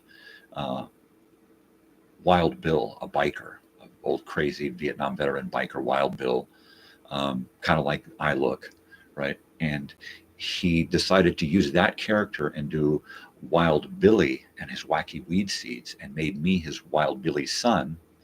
And we were a biker and his biker son, and I was supposed to take and sell. I traded the family Harley for some big giant marijuana seeds and grew this big giant marijuana plant. And we climbed up and found this one-eyed giant up there, played by a one-eyed biker friend of ours, Dave, biker Dave. And it was just this weird, goofy college project that was like 15 minutes long. Him and I running around with the rabbit that shits quaaludes, running to get away from the giant. I mean, just the just the most bizarre shit, And so when I was in the 4th, 5th, 6th grade, he would take me out of school and take me to college with him, or to the university or one of the campuses, to do this video shit, So that's where I fell in love with doing video projects, and that's why I've got all of this old video shit around me. Not because he gave it to me or he left it to me when he died, but because when he died, I had to buy a machine so that I could view this stuff. And when that happened, I really fell in love with that old video stuff, where you open up that old camera case and that smell of rubber and solenoids and the tubes, and and when those things warm up, those old cameras warm up, they're just it takes me back. The first camera that I bought, the first 1982 Trinicon 2400 Sony that I bought, I opened it up and I smelled the case on the inside. It was a brand new camera that the guy had bought and never used, right? And I opened it up and smelled it, and it brought tears to my eyes. It brought me back, right back to 1980, and from then on I was hooked. It's like, okay, where can I find more of this shit? And I just, it was probably me seeing my own mortality after my father died, but it's like I had to grab things from the past.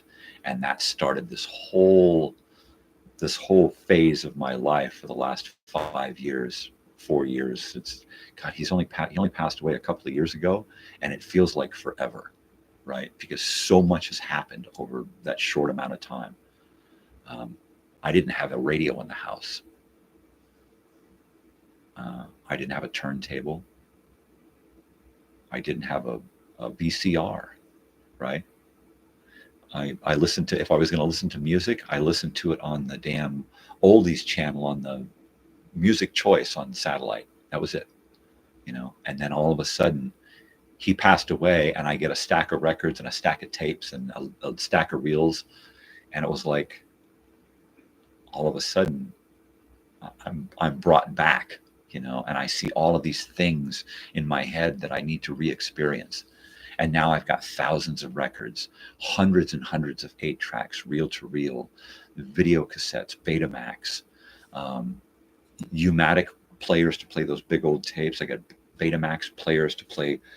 I've recorded so much on tape. I've got so much content already that I started recording this show on VHS and on Betamax before I started doing the live stuff. So I've got hours and hours of content, because I just fell back in love with this whole thing. Only 400 records. That's a great collection, dude. What kind of turntable do you have? I just picked up one of these new audio tech. What is that fucking thing called? Audio Technica. So I've got this Audio Technica that's a DJ model, and I had to get this really, really good heavy-duty DJ model that's got the anti-skew and the counterbalance weight, because most of the records I have are original pressings and are just really, really old. And if I try to play it on one of those little $100 turntables, the needle's bouncing all over the place. You got to put a dime on it. It has no anti-skew, so it just goes wherever it wants. So I was using a realistic, it was a 1981 or 82 realistic LAB 395 that I had got off eBay. I was using that for a while, and the counterbalance stuff all just fell to shit. And I had gone through a couple of other turntables. I've got a stack of turntables, and I went through a couple of other ones, and it was like, you know what? I'm tired of fiddling around. I just want to listen to records. I don't want to have to rebuild a damn machine every couple of weeks, which is why I stopped listening to 8-tracks. A Fluence RT84 and a Pioneer from 1980. Nice. A Pioneer receiver. That's bitchin'. That is bitchin'. I've got a couple of Pioneer receivers. They're great. I've got one Pioneer receiver that's got an 8-track built into it. It's just a beautiful looking thing.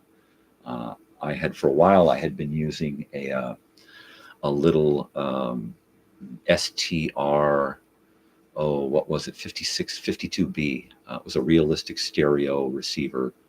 And I had been using that for a while. And then one of the channels blew out and I could only get left. And I was like, son of a bitch, I'm going to have to recap this thing. And I just want to listen to music. Every time I get something running, something else would fail. And then I get this running and that would fail.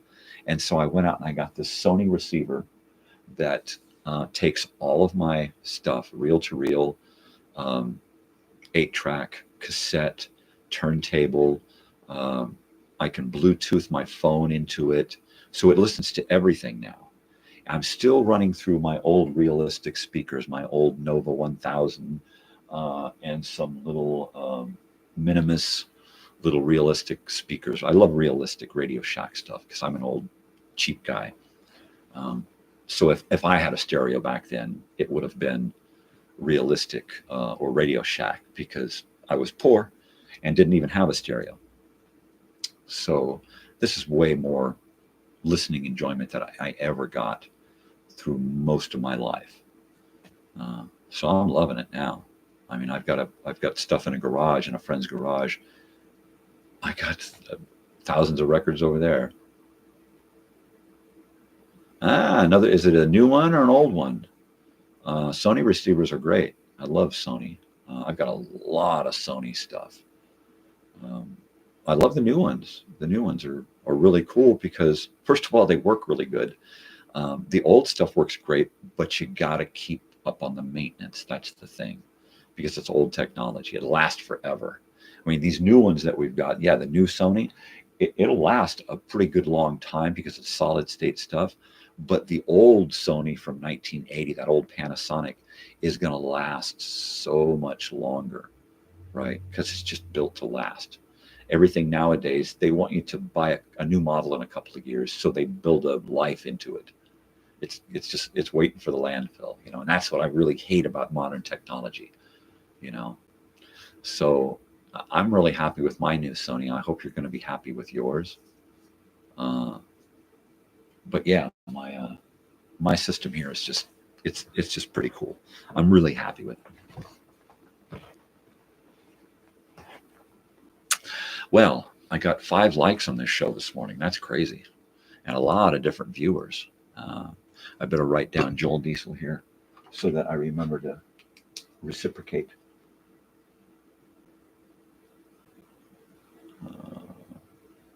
Diesel. Okay, Joel Diesel. Very cool. Thanks for stopping by, Joel. I appreciate that. And all the comments and the like. And the great conversation. I really enjoy the conversation. I really don't envy you having to work 10-hour shifts, dude. I don't like to tell people what to do, but take care of yourself. Try to not spend your whole life doing that. I've got friends who have completely turned themselves over to work and being on all the time, and it's like they don't want to do anything else now. It's like friends, family reunions, going out and doing stuff with people. It's like they have very little time for any of that, and they want all of their time to be devoted to making that green, stacking up them gold coins, and it's just not worth it. And I hate it. It hurts me to see people just devote themselves so 100%. Yeah, it's important. You have to do it.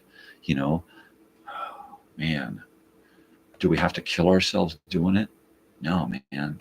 Take care of yourself. Just take care of yourself. Yeah. It almost killed me. I'm 55. It ain't the years, man. It's the mileage. It's the abuse. you know. So don't let the world run you into the ground. Just don't do it. Take care of yourself. Take care of yourself. I gotta warm this up. Don't go away. I'll be right back. 20 seconds.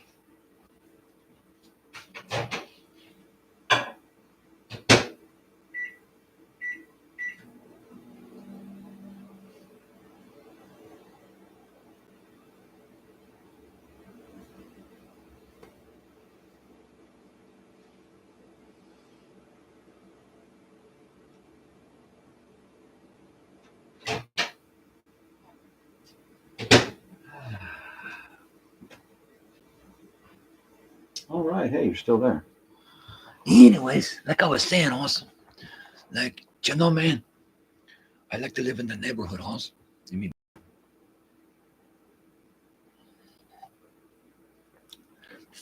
you bros know what I'm saying, don't you, dudes? From the old days, from the hood. Yeah. So every night I go to open mic, and when my friend David is there, he says, "Are you going to get up and jam? Are you going to get up and slip into a groove?" Which is one of my songs. And I'm like, dude, that's just not me, you know. I mean, on live in front of people, I'm not really any good, you know. Live on camera, sure. What do I got to be? He's like, dude, I'll put a camera on you. I'm like, dude, unless that camera's like blocking out everything else, you know. What I'm going to have to do is I'm going to have to take this music stand with me, right? And set the music stand right up in front of me so all I see is that. And then get my friend David to back me up, right? That might get me to do something. Now, when Dave and I sit here together, it takes us 1 or 2 takes and we can come up with something, right? If I try to go more than 1 or 2, 3, 4 takes, my fingers give out. I get confused. I start, you know, it just doesn't work. It just don't work. I suffered a brain injury when I was like 8 years old. Out of a tree, landed on my skull, cracked it open. Everything was different after that. Depression, anger issues, mental instabilities, all kinds of weird social issues. It screwed me up in school. I had to repeat a grade because of it. So doing the whole live thing is really hard. Doing music, period, is difficult. I can't remember words 100% all the time. Sometimes they're there, sometimes they're just not. You know, even if it's a song that I've played like over and over and over again all day, if I try to set those words aside and do it, ain't gonna happen. I would want it to happen. I'm gonna try to make it happen, but it ain't gonna happen. I went to an open mic night and got out there and did one of the songs that I knew the words backward and forward, right? And I got halfway through the song and everything evaporated. It was just gone. Of course, halfway through the song, the sound guy cranked my sound up, and all of a sudden I was shocked out of myself. And that's no excuse. I just forgot. It just all evaporated, you know? Dude, you kind of remember the words to Lucille? Sure. And, you know, of course, I got home that night and picked up the guitar and did the best version I'd ever done, sitting by myself, which is usually the case. I'll just bust out I'll just kill it. I'll just nail it, you know, and there'll be nobody around, a cricket. Hilarious. Sometimes I think, wow, I should have put the camera on, but I know if I put the camera on, it's like, oh, I messed up, click. Oh, I messed up, click. Oh, I messed up, click. You know, oh, that just gets tedious. When my friend and I are sitting here jamming together, I just hit record and then just let it go, you know, and I'll figure it out in editing. Let's just get one good version in here on this take somewhere, and I'll cut it down. And the last time he was here, we worked on this song that I wrote, Let's Go to the Movies. And I wrote it as a 30-second jingle for the theme to a video segment. that I'm doing. Let's go to the movies, right? Simple enough. And I came up with this great little jingle. And then the jingle just another verse, another verse, another verse, another verse, another verse. And it became a full-blown song, 3 minutes. And I was like, okay. I could not let it go. It woke me up at night. I wake up in the middle of the night singing it. Every time I sang it, I would take it a little bit and change it a little bit. And so finally I got to the point to where I was singing unlike anything I had ever sung before. I had written lyrics in a meter that I had never fathomed before, right? And I'm so proud of this one song. And I got to sit here and play it with David, right? And I played the song, and he did this great harmonica break, and then from there played harmonica throughout the end of the song, right? And it was like, okay. And then he's like, you know what? And we didn't record anything. We were just sitting there practicing. And he says, wait, I got this bass line. And he ran out and got his acoustic bass, because I'm on acoustic guitar. And he gets this acoustic bass and he slaps it a few times. And all of a sudden he's doing not only the bass line, but he's giving us percussion with his slapping, right? So he's like, I should calm the slap. I said, no, dude, slap it, man, because that's like giving me a bass line to work with, a beat, a tempo. And he's like, right on. So we set down this couple of tracks, and we got one. After like 2 takes, we did 3, and it was like perfect.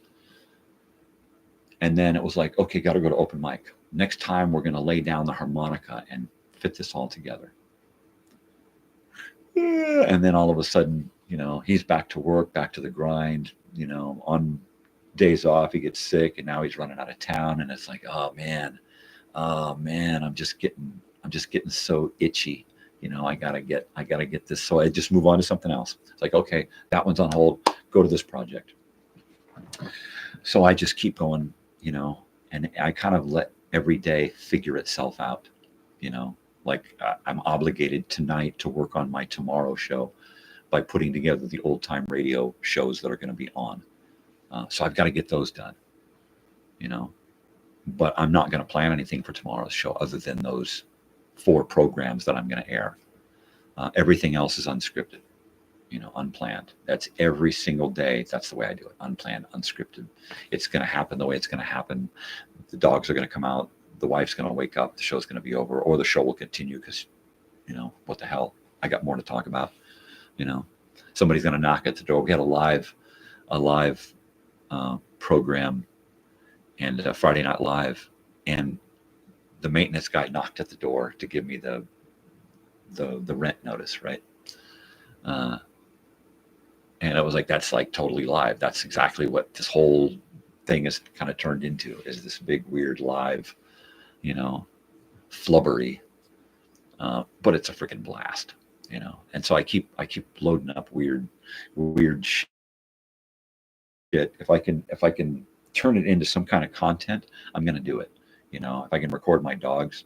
I did a segment that I haven't aired yet, but it's called Photos from My Wife's Phone. That's it. And I just grabbed on her phone. Every once in a while, she'll give me her phone, and I've got to take all of the photos off and make a file, and then give her phone back empty. So I've got all these great photographs. I took photography, and she outclasses me every time.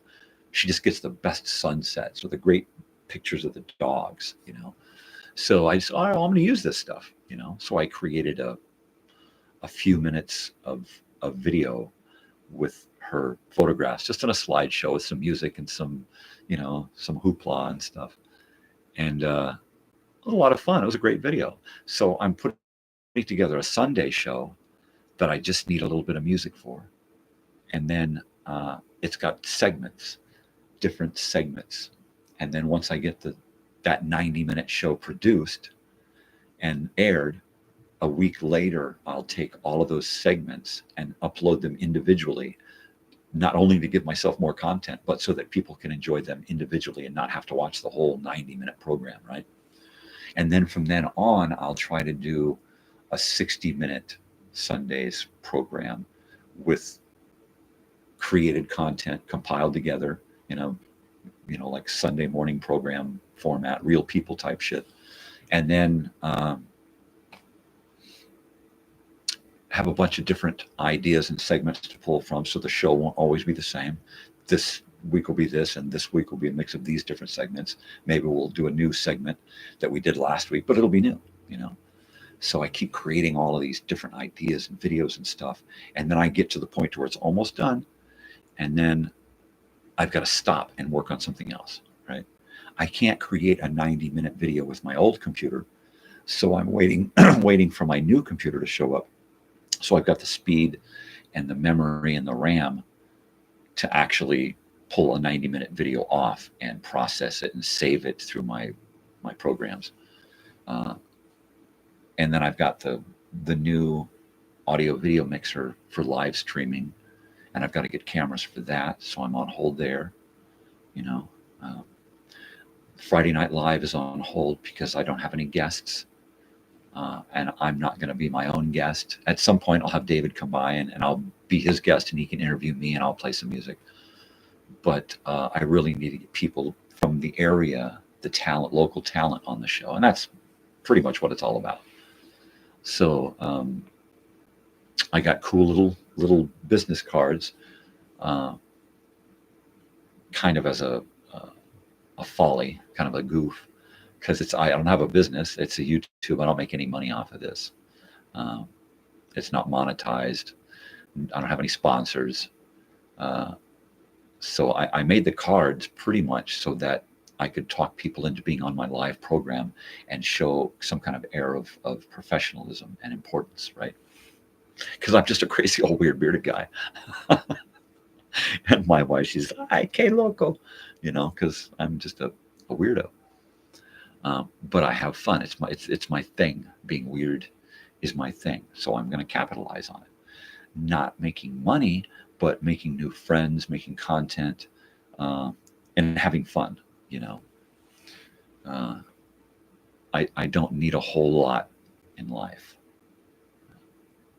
but it turns out that I need this. This is just a lot of fun. This is just one of those things that if I had to give it up, I would probably continue making videos in some other way, some other media, some other realm other than social media. I would figure something out in order to keep this video thing going, because it's just too much fun. And it takes me back to when I was a kid. When I was a little kid, I was in 5th grade, all right?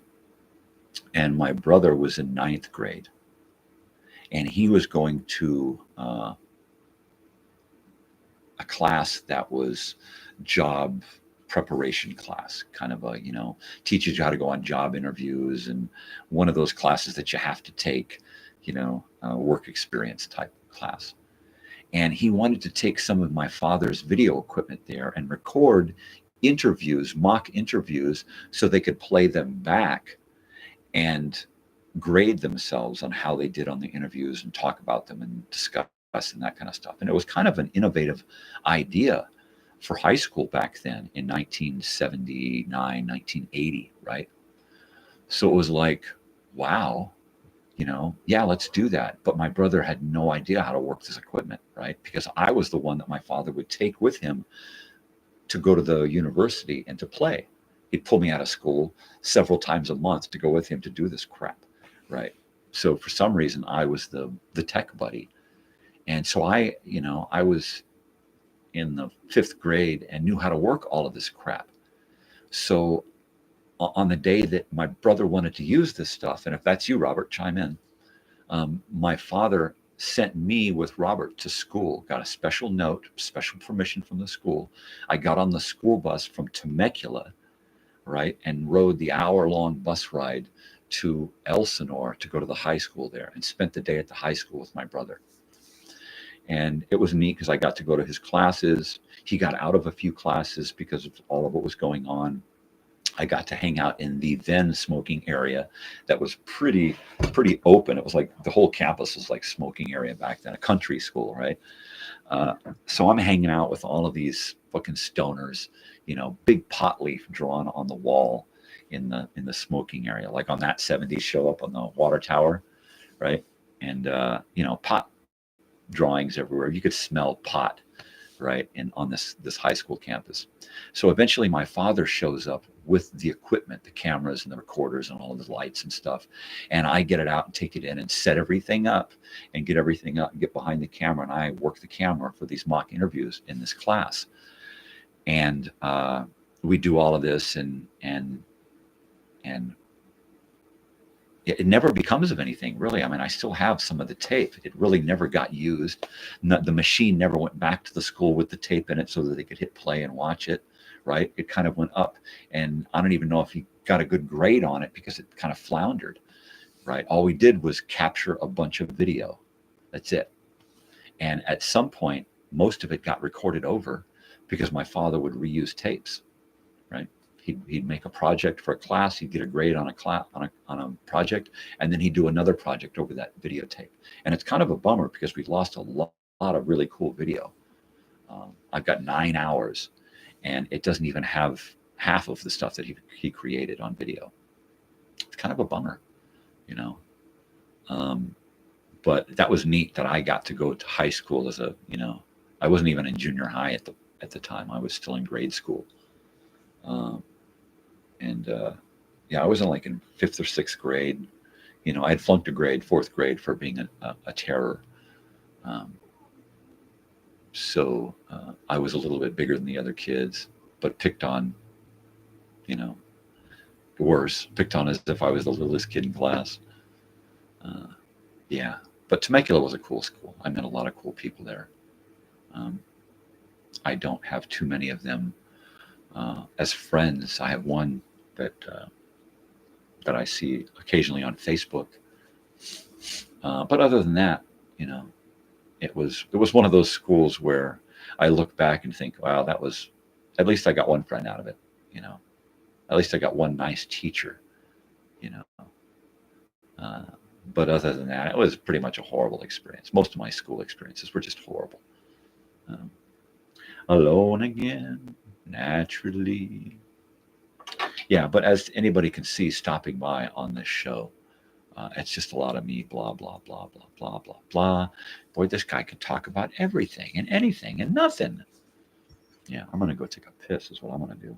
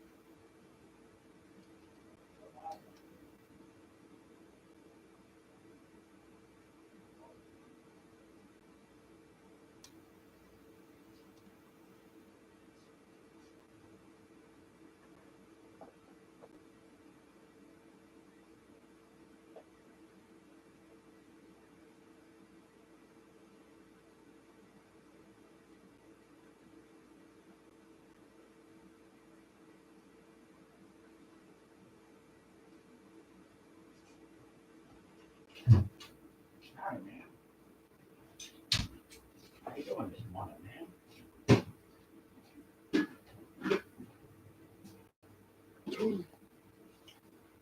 Oh my God, like no way is somebody watching again. All right. Hey, take it easy, Joel Diesel. Have a good night over there on the East Coast. Try not to work so many long hours, man. Give life a chance, brother. Yeah, watch tomorrow. I do 4 days a week, 4 mornings, Monday through Thursday. So if you stop in tomorrow's Old Time Radio Wednesday. We're going to listen to old time radio shows. So have a good day sleeping, and have a good night working. And I will talk to you next time you are hanging out, brother. Thanks for stopping by, man. My wife is awake. I'm going to make up some coffee. So I'm going to turn the volume down here for a few minutes. So if you're there, don't go away. All right. I'm just going to crank this thing down just a little bit.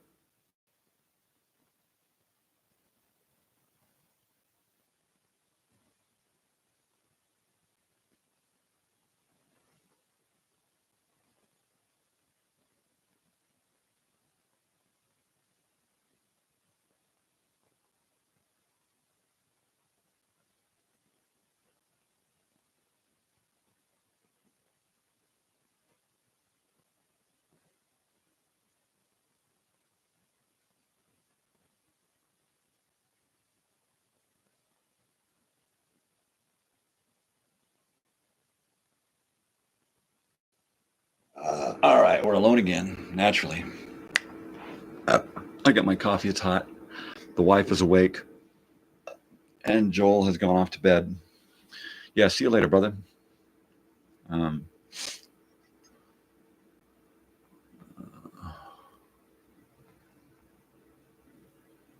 Yeah, get to my next stream, live at 5. Live at 5 in the morning.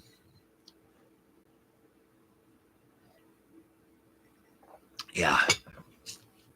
5 in the a.m.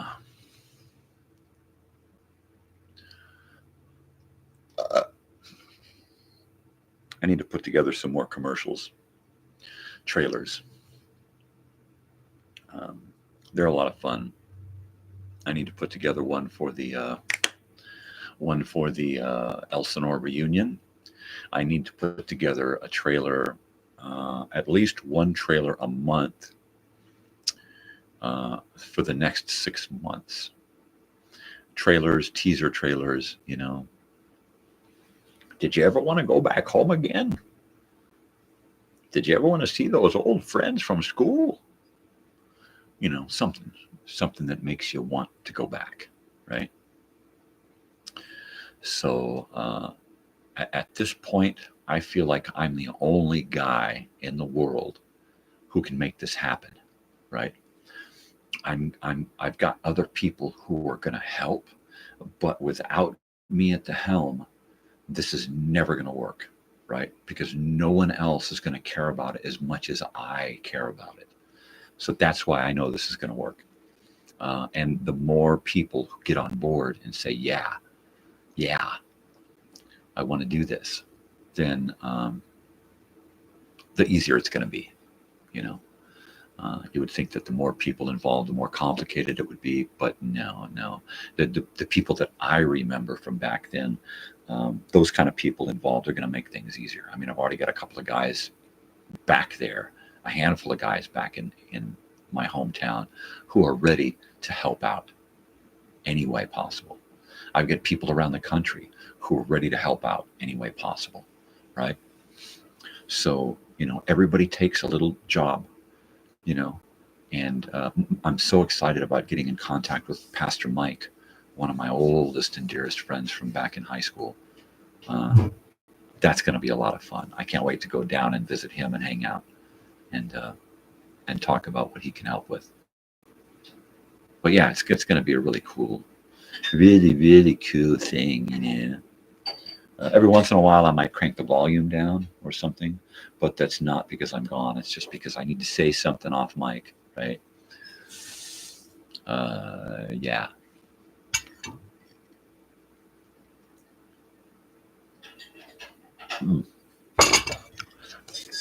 Wow. So we have had a really fantastic show today. We've had like 8 or 9 viewers, maybe more. People coming in and out, and not just people were return viewers. But I was happy to see Krim from Ireland and Inviced from Brunei, and I got to meet someone new. Dran 77 stopped in, and her comment was "sane, young, normal, bald." And I still got a kick out of that, a play on Crazy Old Weird Bearded Guy. She says "sane, young, normal, bald woman," and I had probably laughed for 5 minutes about that. It's just hilarious. I had been talking about Kenneth Williams, who had stopped by one of my videos, watched it for 2 seconds, and decided to type in promosm. So douchebags like that are not welcome. So we discussed him today. But then Joel Diesel stopped by from the East Coast, who works way too much and needs to listen to his records more. That's what we've figured out about Joel. Joel needs to live more. And listen to those records and hook up that new Sony. Hook up that new Sony and see what it's all about. Because that's new tech is really fun. It's a lot of fun. In fact, I'm probably going to cut out of here at about 9 and try to get some video stuff done before I got to run off to work. So, yeah. If anybody's going to say something, you better say it now. Hey, Marge, this guy's telling us what to do now. Well, say something, Harry. Don't leave him hanging. You guys making me crazy. Don't get me started. Boy, coffee is good this morning, baby. Yeah, it's good stuff, baby. Good stuff. I had to sneak another half a cup. So there you go. There you go. Yeah. So at some point, I'm going to take some of that rocket ship video, and I'll just take the whole video, and I think I'll just, rather than edit out stuff, I think I'll just speed it up so that I can fit the 2-minute video into a minute and then turn it into a reel and a short. I think that'll be neat. That'll be fun. And then I want to try to upload some of that Troy and Pauline. They were really, really good. They just nailed it, man. They was like just killing it. That dude on the guitar was just shredding. I wish we had some footage of douchebag Ryan, because if I did, I'd probably burn my phone. I mean, what a douchebag. I put him in the same category as Promosm Kenneth Williams. You got Ryan, the no comedy comedian, right? Yeah. From one douchebag to another. Well, I mean, I got the comment yesterday, I guess. So I guess it was yesterday was a double douchebag day. Yeah. Douchebaggery. And I hope that Inviced, who stopped by earlier, has gotten to bed and maybe has been listening to some of my old-time radio shows like I suggested, because those really help you go to bed. Unless, of course, you let your imagination run wild, and then all of a sudden you got to listen to more. I can't go to sleep, man. But don't let that happen. But anyway, he should be asleep. He should be out. But I hope you took my comments to heart, and hang out with your parents. Do stuff, Let them know that you're there, and that you care, because they do, or they wouldn't have brought you into this world. Damn it.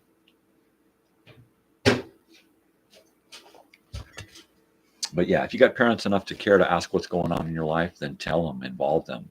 Be lucky you got parents who care enough to involve themselves in your life, right? Sheesh. I mean, For the love of Pete.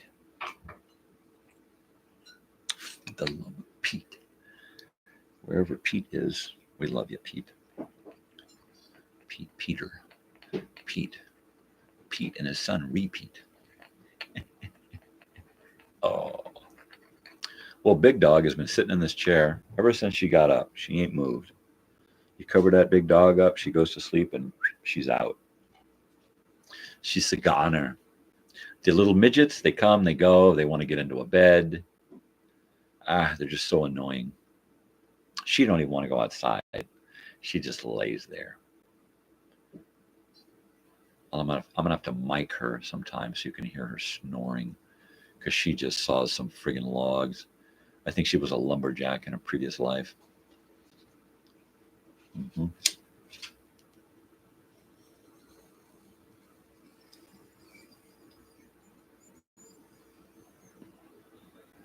Well, I will be sure to try and find y'all on YouTube when I get done here, so that I can like and subscribe in kind.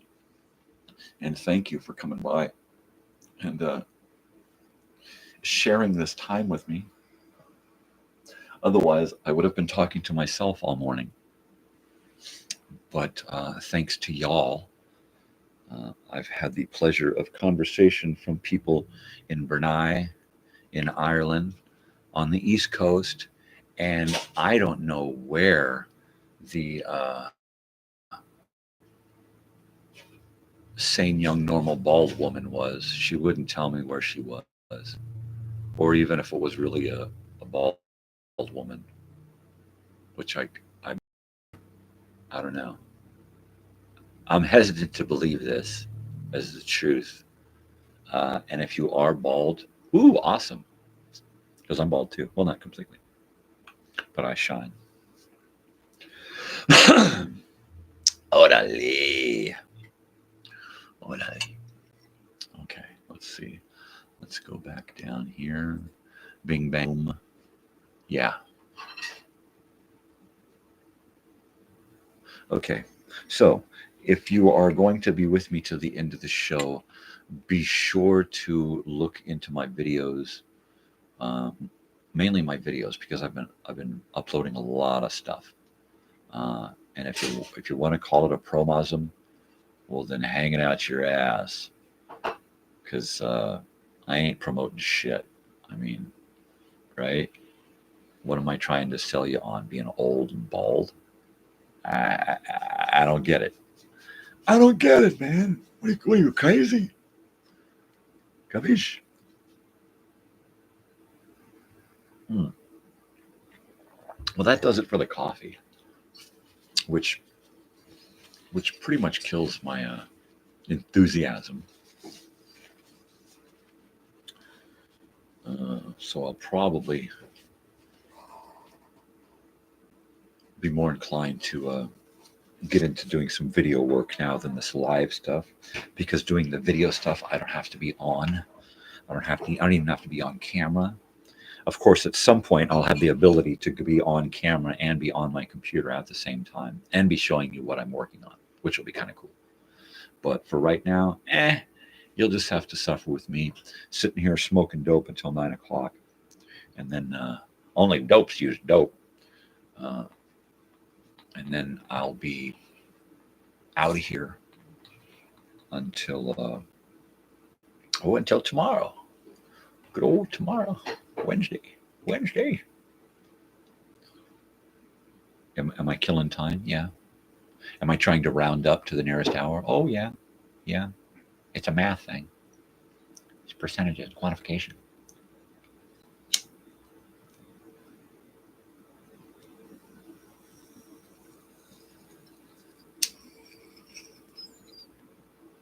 But most importantly, since it's getting later, I'm waiting to give someone else the opportunity to stop by, like my brother and or sister,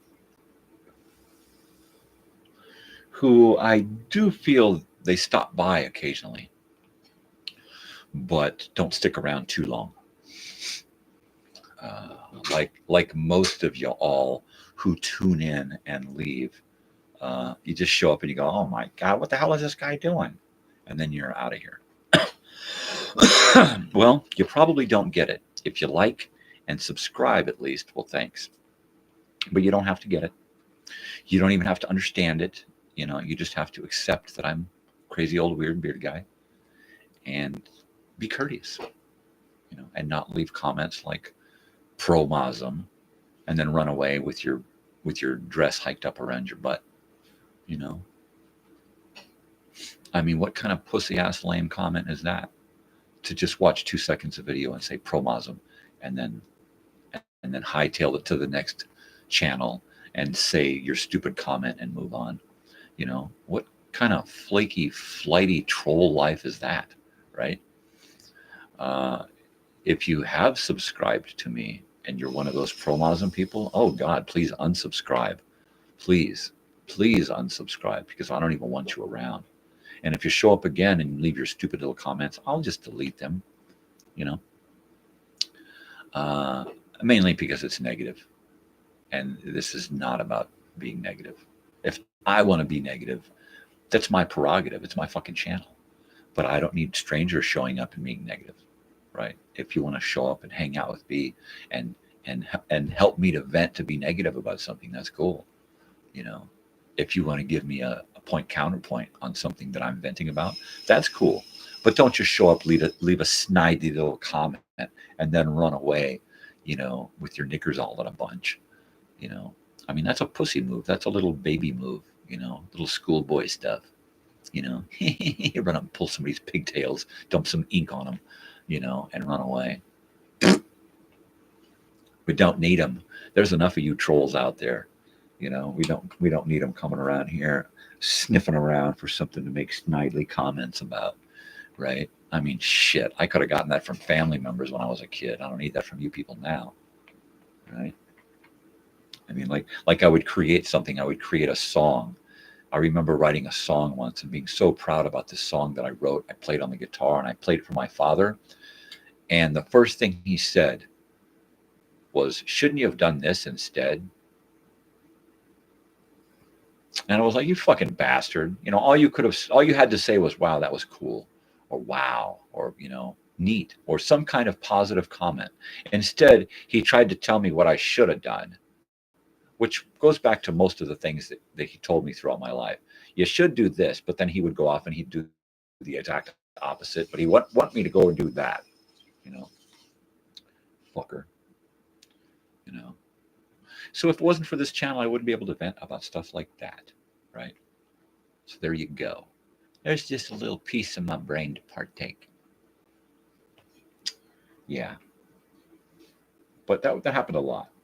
Where I'd be really, really proud of something. My brother even does that to me now. I played him like a dozen songs one night on Facebook video chat thing, right? And back and forth.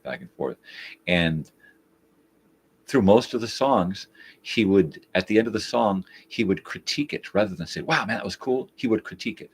Well, don't you think that maybe instead of you should have done, and I was like, dude, what the fuck are you to tell me, you don't play guitar, you don't sing, you don't do any of this shit, but you're going to critique me on how my shit should be when, all I'm shooting for is, hey man, that's cool. Just give me a fucking thumbs up, dude. Instead, you got to turn into the old man and try to tell me how you think I should do when you can't even fucking do it, right? You couldn't put 2 fucking strings together to save your ass, but you're going to tell me how I should strum and how I should play and what the direction my song should take and how long my song should be, Yeah. So there you go. So if you ever watch this, think about that, think about maybe I was just trying to get a thumbs up, or try to get you to feel something other than being a critic, right? Because I wasn't playing for you to get some kind of critique. I just wanted to play it and have some kind of back and forth reminiscence with a song. To check out this new song, it really takes me back. Yeah, but maybe you should have gone this way and done that, and instead of had this go to. That's like, dude, what? Whatever.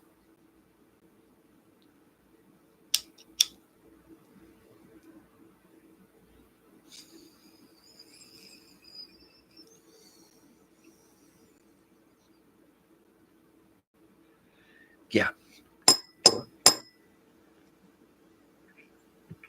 But, that's one of those things where most of my life, I've never really gone out of my way to tell people in my family how they make me feel or how they treat me, right? I just pretty much, figured that's just the way it was, right?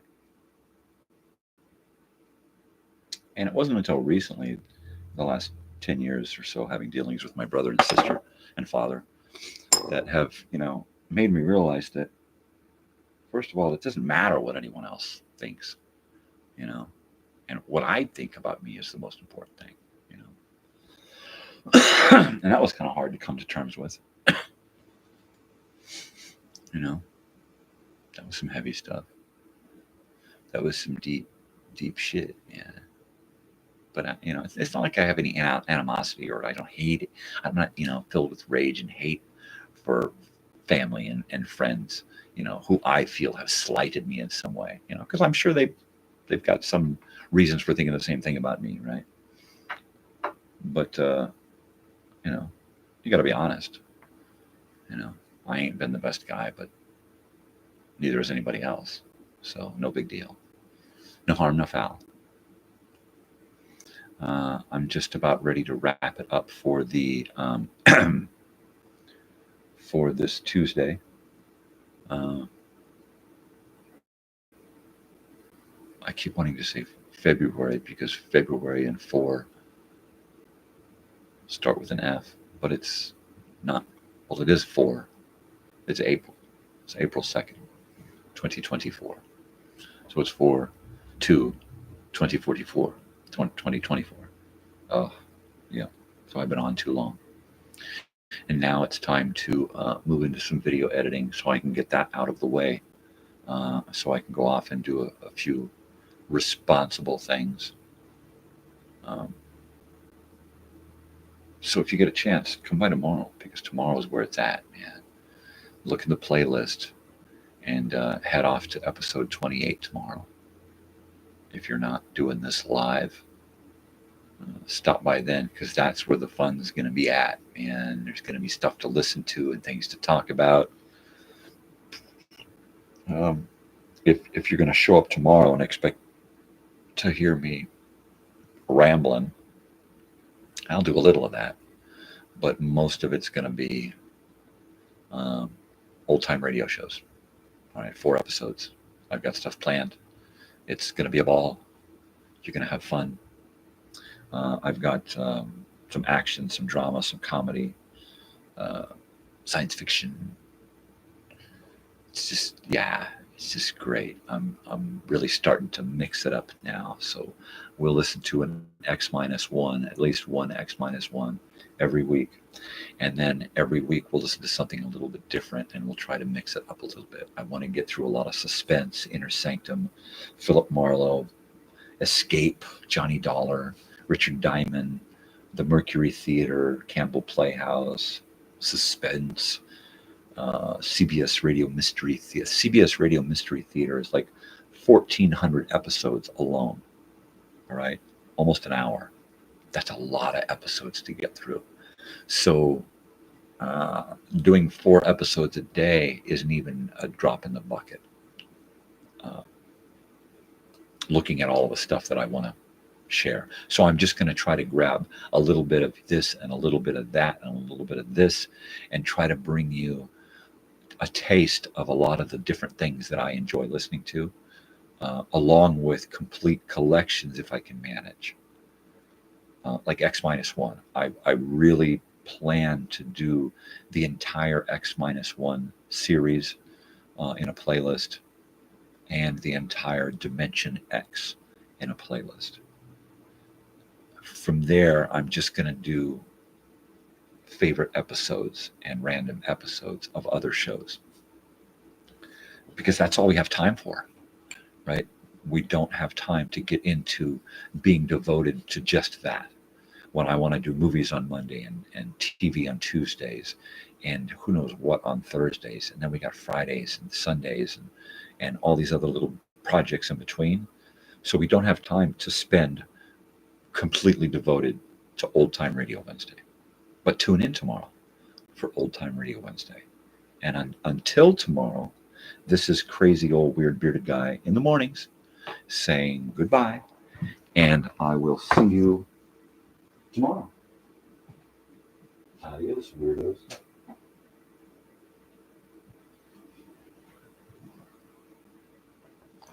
And thanks for stopping by.